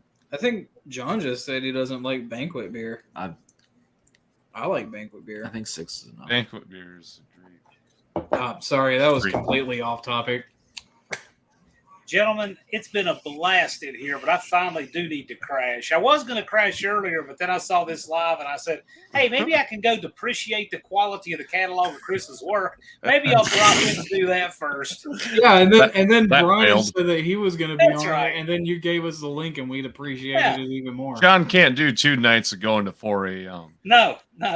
See, Well, if my Davo was on here, I'd try. strategy is always posting the link after I've realized I've gotten the content that I need. Right. And now if it goes off the fucking rails, it's fine. Yeah, but because now it can be just a hand grenade in the dryer now. It's totally Yeah. good now. That's fine. Y'all take care. Have a good evening. We'll Later, see y'all. John. See you, John. See No you, Name John. National, John. Sykeston, Missouri, September 30th and October 1st. Yeah, buddy. Oh, hey, Get John, your- don't forget we went to the lake. Get your asses to Sykeston. Don't forget to ask for his autograph. folks. Did you at least get his autograph? You didn't get his autograph or nothing, did you? Dude, we should get John to sign the jet. That's what Ruben was saying last night. We need to get J-Bo to sign Mr. Hyde. And my dad's drunk as shit and they're live last night. I didn't laugh. I've never laughed so hard before. He was telling everybody to shut the off because the screen was froze and everybody was making fun of him because he looked like Max Fenderham.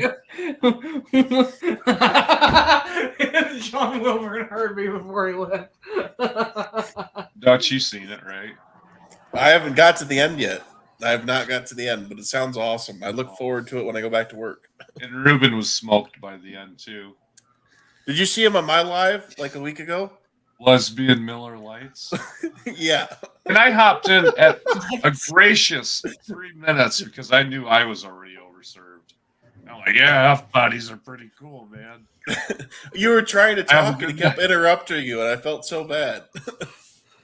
Yeah. Ruben Who likes is to get this? my girl wasted. Yeah, that's Who- it. The who is lesbian this? Miller Lights, man. Whatever this? the fuck that means. Who is this J-Bo guy that apparently runs his lives on an Etch a Sketch? That's That's from our channel. Oh. I'm sorry, Blake. No, that's the great and powerful J-Bo is my father. But We why- drug into who the doesn't channel. watch anybody else's shit. He came on the channel. It was just me and Jeremy, the dirty hippie. It was just the dart and the duster. And that's how we got our first 1,000 subscribers, basically. We're just doing dart and duster stuff. And then Dad bought J-Bo bought a 99 Dakota Okay. extended cab. Badass. Okay. And he got it super cheap, like $400. Wow. And he found from a junkyard a bunch of fenders and shit to replace all the clapped out rusted Wisconsin sheet metal on it. And he just brought it over to HQ one day and we said, fuck it, we'll make a video with you. And he was giving us shit just like he always does. He wasn't being awkward on camera. And it was funny as shit. And we made the video and posted it, and it tanked. It bombed. Really? Oh, fuck. But No, we're about to do a video. but that broke his hymen of being in front of the camera and being all awkward and shit, to where we couldn't get him away from it, and it just became like, I think the whole reason we're getting subscribers is because of you, guy. You know, like, you actually know what the fuck you're talking about most of the time. I say, but y'all are good characters, I mean, for sure. So All we do is bag on each other constantly. And that's try to have fun, perfect. you know, It's perfect, though. there's nothing too serious at Bad Tree Productions. We want to try to make stuff work right, but we're not chasing perfection. You know, we're looking to have fun. That's And what we're we're really doing. not having fun because the past 3 years of running the YouTube channel, all it seems is what we're doing is videos on how you work on shit because our stuff's fucking constantly broken. I can relate to that. Well, that's what I mean. That's what we're doing with I our do channel, too, burnouts because- and donuts and like. What the hey, fuck happened to my live? I'm just trying to figure this out right now. What do you mean?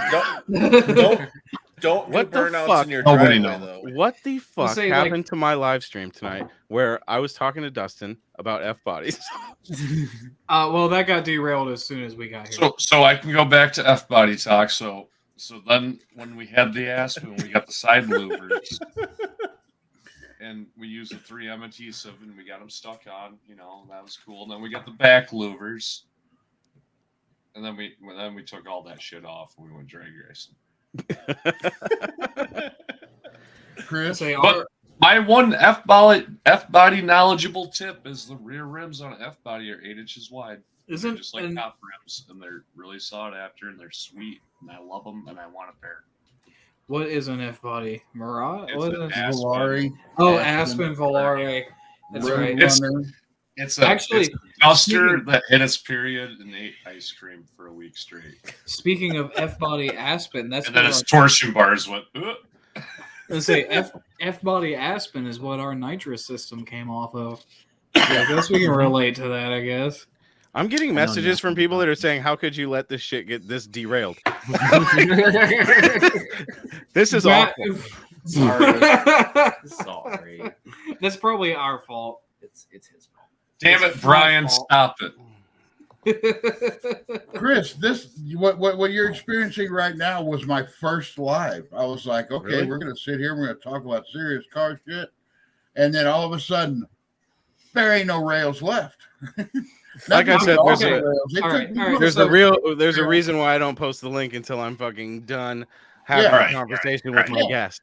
All right, let's get back on real serious Yeah, so subject how- matter. how do Let's we go make around the room. We'll how start do with we- Chris. You would have to How's do a our lot cars ahead of coming him for No now. Name Nationals?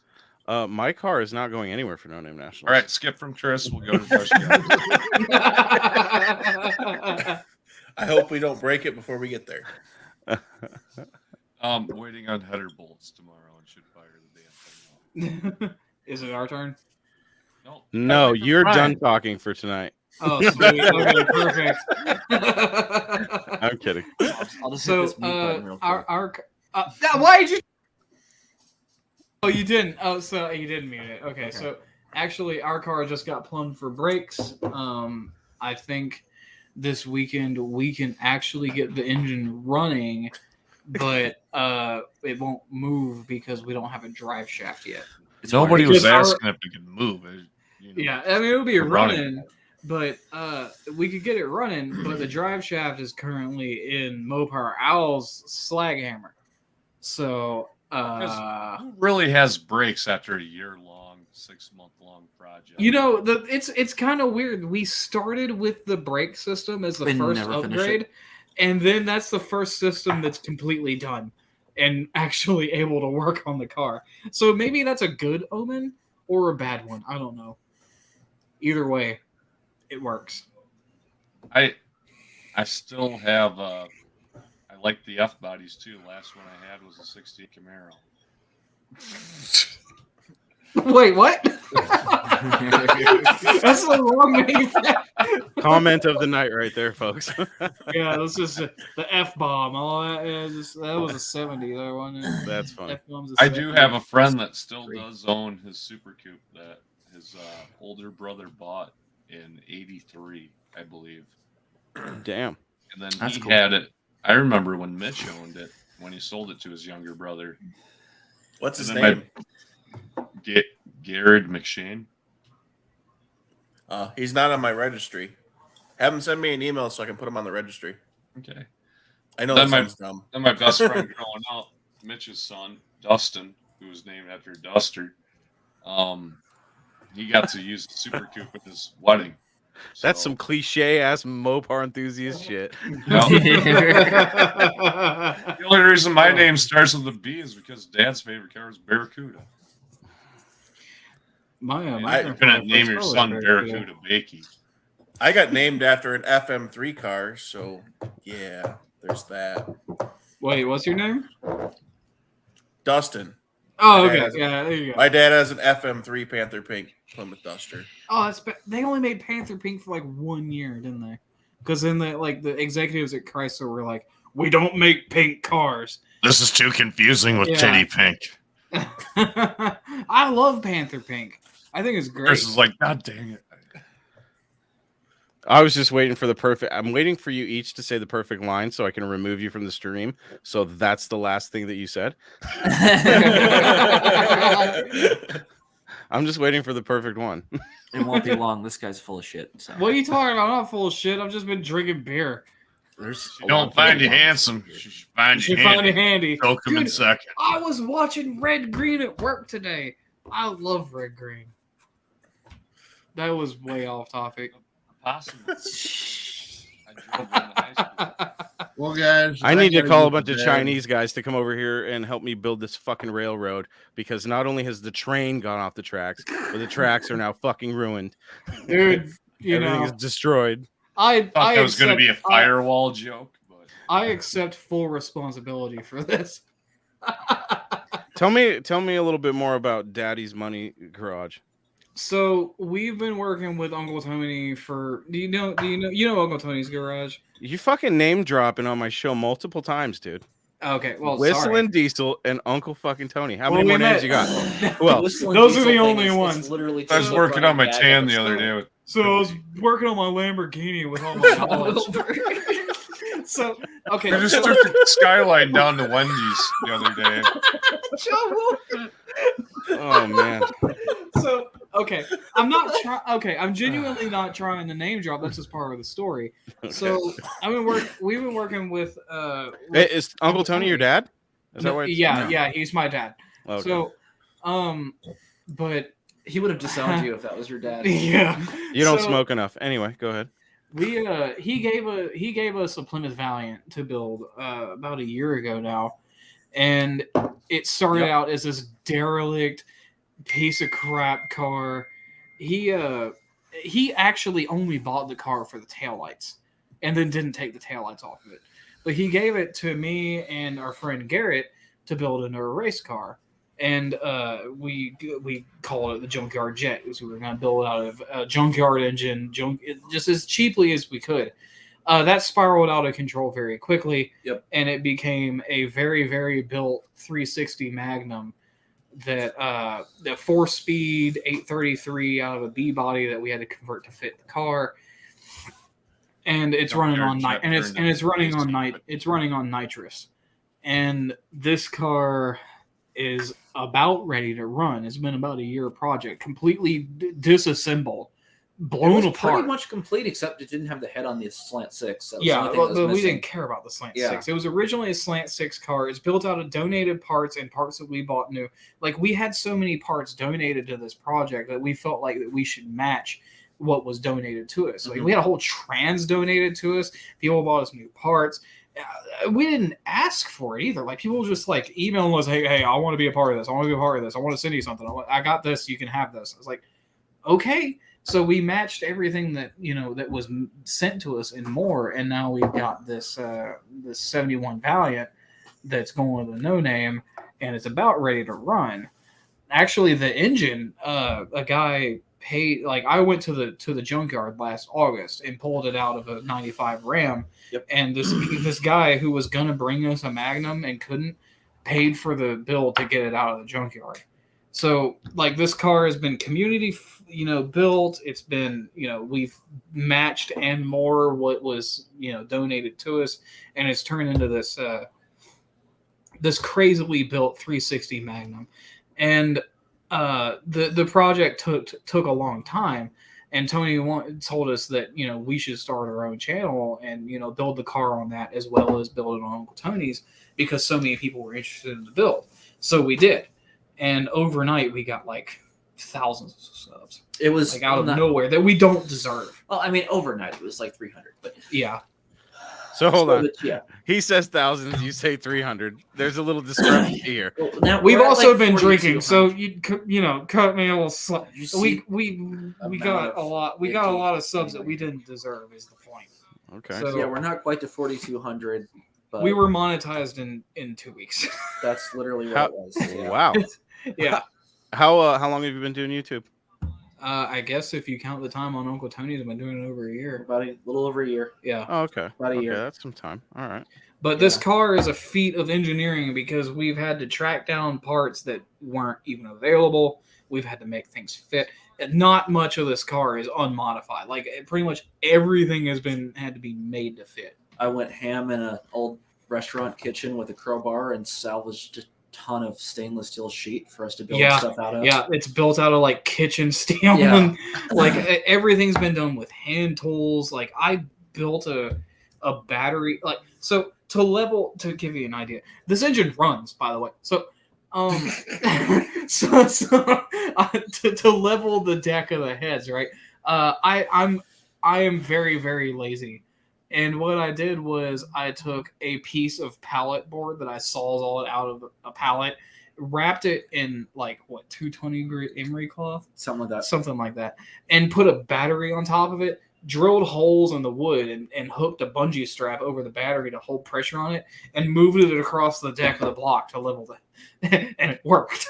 So Is that the feat of engineering you're talking about, or? Yeah, it's great. But The stuff that I built's nice. the thing's been run on a run stand. There's not a lot of footage of it because it was so loud you couldn't understand what was going on. Isn't it surreal when you get parts in the mail from people that watch you?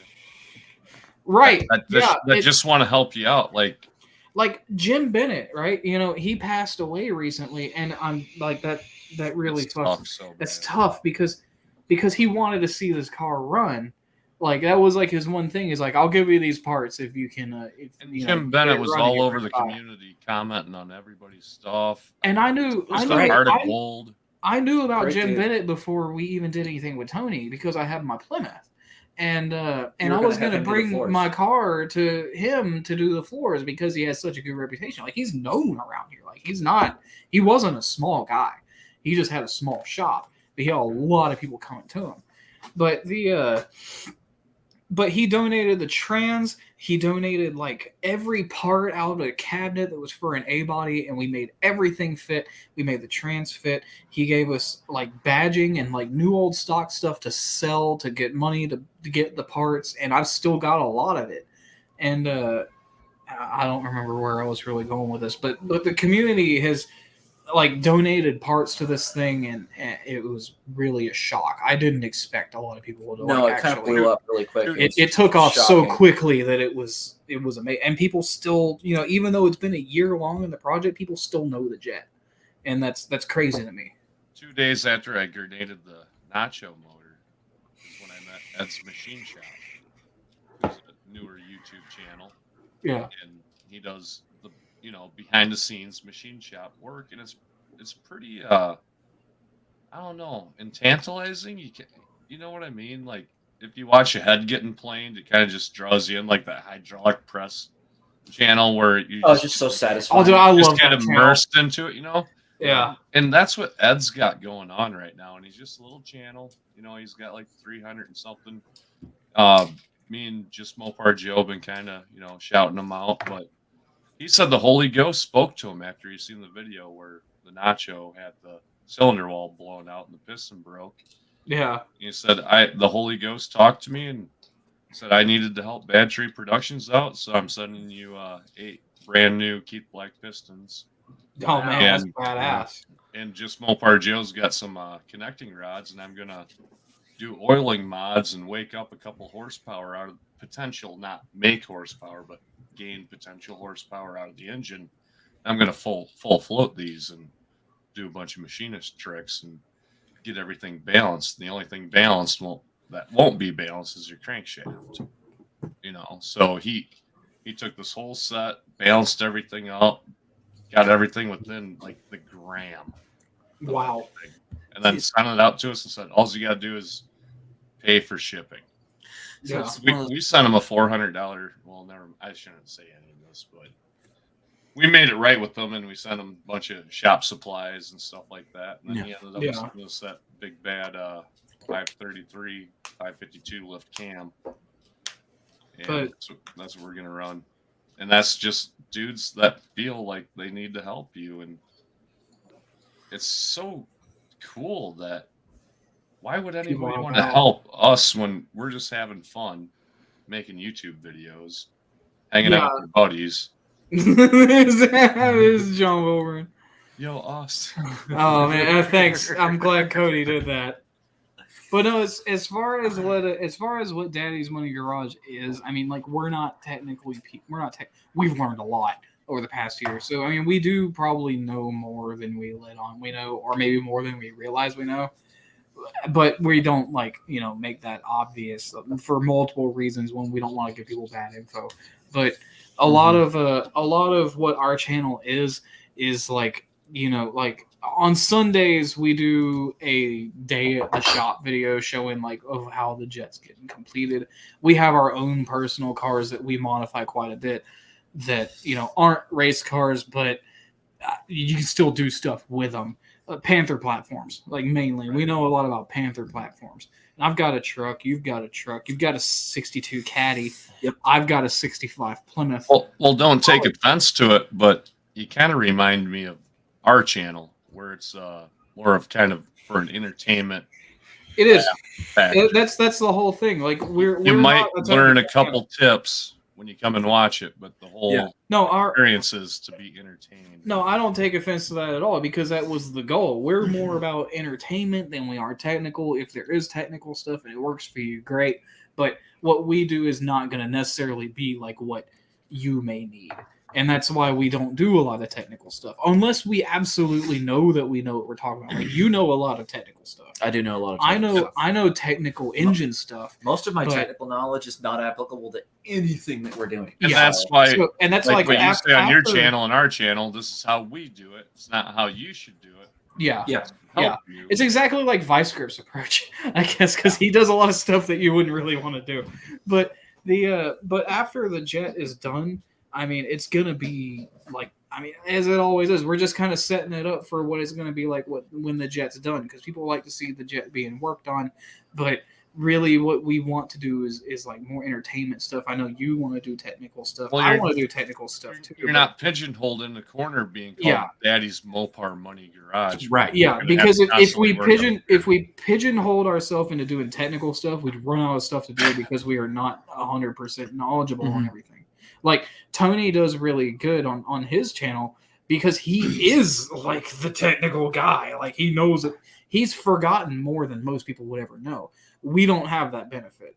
So And then he's got everybody that's like from 50 to 60 years old that read the magazine that he was published in the late 80s. And yeah, Mopar Parts of action. Mopar Yeah, action yeah. and all Mhm. that stuff. And how to go $12.99 for $12.99. You know, like that's We're I've talked to more older dudes that have brought up that $12.99 for $12.99 story than I yeah. can think Yeah. of anything else. Whereas we realize that people watch us not for the technical stuff; they watch us because they like to see us working on the car. And if people enjoy us watching and enjoy watching us do that, then that's what we'll give them because that's what we're good at. And So at the end of the day, we're still going to. It basically is. It's us documenting whatever we're doing, which is just the thing that we've been doing for so years. many years. John and I have been friends since high school. We've been friends for like half our ages at this point, and as well as Garrett. So like we have very, very different personalities. So we take an entertainment approach to a lot of stuff. And if there's technical stuff along the way, then that's awesome. Is there always drinking involved or what? No, not always. Only on the lives, because that's what I need to do to be confident in front of how many people are watching See this. When you see Jeremy in our videos drinking, that is Jeremy. That's what you forget. We were on a Dust Devil's garage earlier, and we started drinking this, and then I literally only wanted to come in here to tell people to unsubscribe to Mr. Will. And I'm sorry for crashing your live, Chris. I hope this doesn't bar us for being on future ones. Yes, this is Chris's channel. I'm sorry for asking all the questions. And all that. I'll let you take back. because I mean we do have what I like to think is a pretty interesting project. I like to bring it up to pretty much everybody I meet. So sorry. No, that's fine. Like I said, I drop that link when I'm ready for shit to get weird. So well, then it definitely got a little weird. We came to the right place Yeah, because I think I don't have, anywhere I enough time go to- is just it gets fucked pretty quickly. All right, well, that's duly noted. I will keep that in mind. Not really. I'm playing that up Just quite a bit. keep digging that hole, Austin. Just keep digging it down. We're like what 10 beers in. There's 2 left. Hey, I should have you guys on for the next Tales from the Creeper episode. Oh my god. That was really good. I liked watching that this week. I mean, we wanted to keep it anywhere from 30 to an hour long because of people's intent. I can't talk. Attention spans. Attention spans. I guess I do play that up quite a bit. Duddy's weather reports were great. Oh, dude, wasn't that cool? Like, and I talked to him that day about it, and he whipped it up 2 hours later. I had emails with 4 clips. I'm like, do you think you could do something about Red Light Ricky? You know, I think he's up to like 6 or 7 red lights this year. Could you do like a red light counter? And then Duddy just does his Duddiness, and it's perfect. Red Light Ricky's up to 7 red lights. I was just thinking about it. I guess I do play it up quite a bit because we haven't fucked up a live room yet. So. Oh, this is your first one? Oh, fuck, no. I'm We've fucking been honored right now. No. We've been on. The first one that we've come in and just crashed. Yeah, this is. This is the first one. I can't explain to you how honored I am right now. I don't blame you a bit. I'm sorry. I feel like Joe Rogan with all this adult language in here. I'll be right back. John, clean up this dumpster fire I've started. Oh my god. Let's put gas on it. John, what's the deal? You want to race, man? Say what? You want to race? Race what? Junkyard Jet versus boy. Kuda. I totally haven't kept up with what you guys got going on. You guys got like 150 horsepower on it. There is no official count for how many horsepower that thing has. I'm ballparking my motor at about Okay. 100. Okay, guys. It's time for Dustin and I to shut this show down. So Sorry for go ahead and exit out so I don't have to exit you guys out. Thank you for joining us. Dustin, where can people find that whiskey really hit my stomach hard? Dustin, where can people find all your amazing content? Dutch Guys Garage on Gmail, Instagram, YouTube, all of it. For all of your F-body needs. Yeah. Awesome. And you will be at the No Name Nationals? I will. And awesome. It's been fun.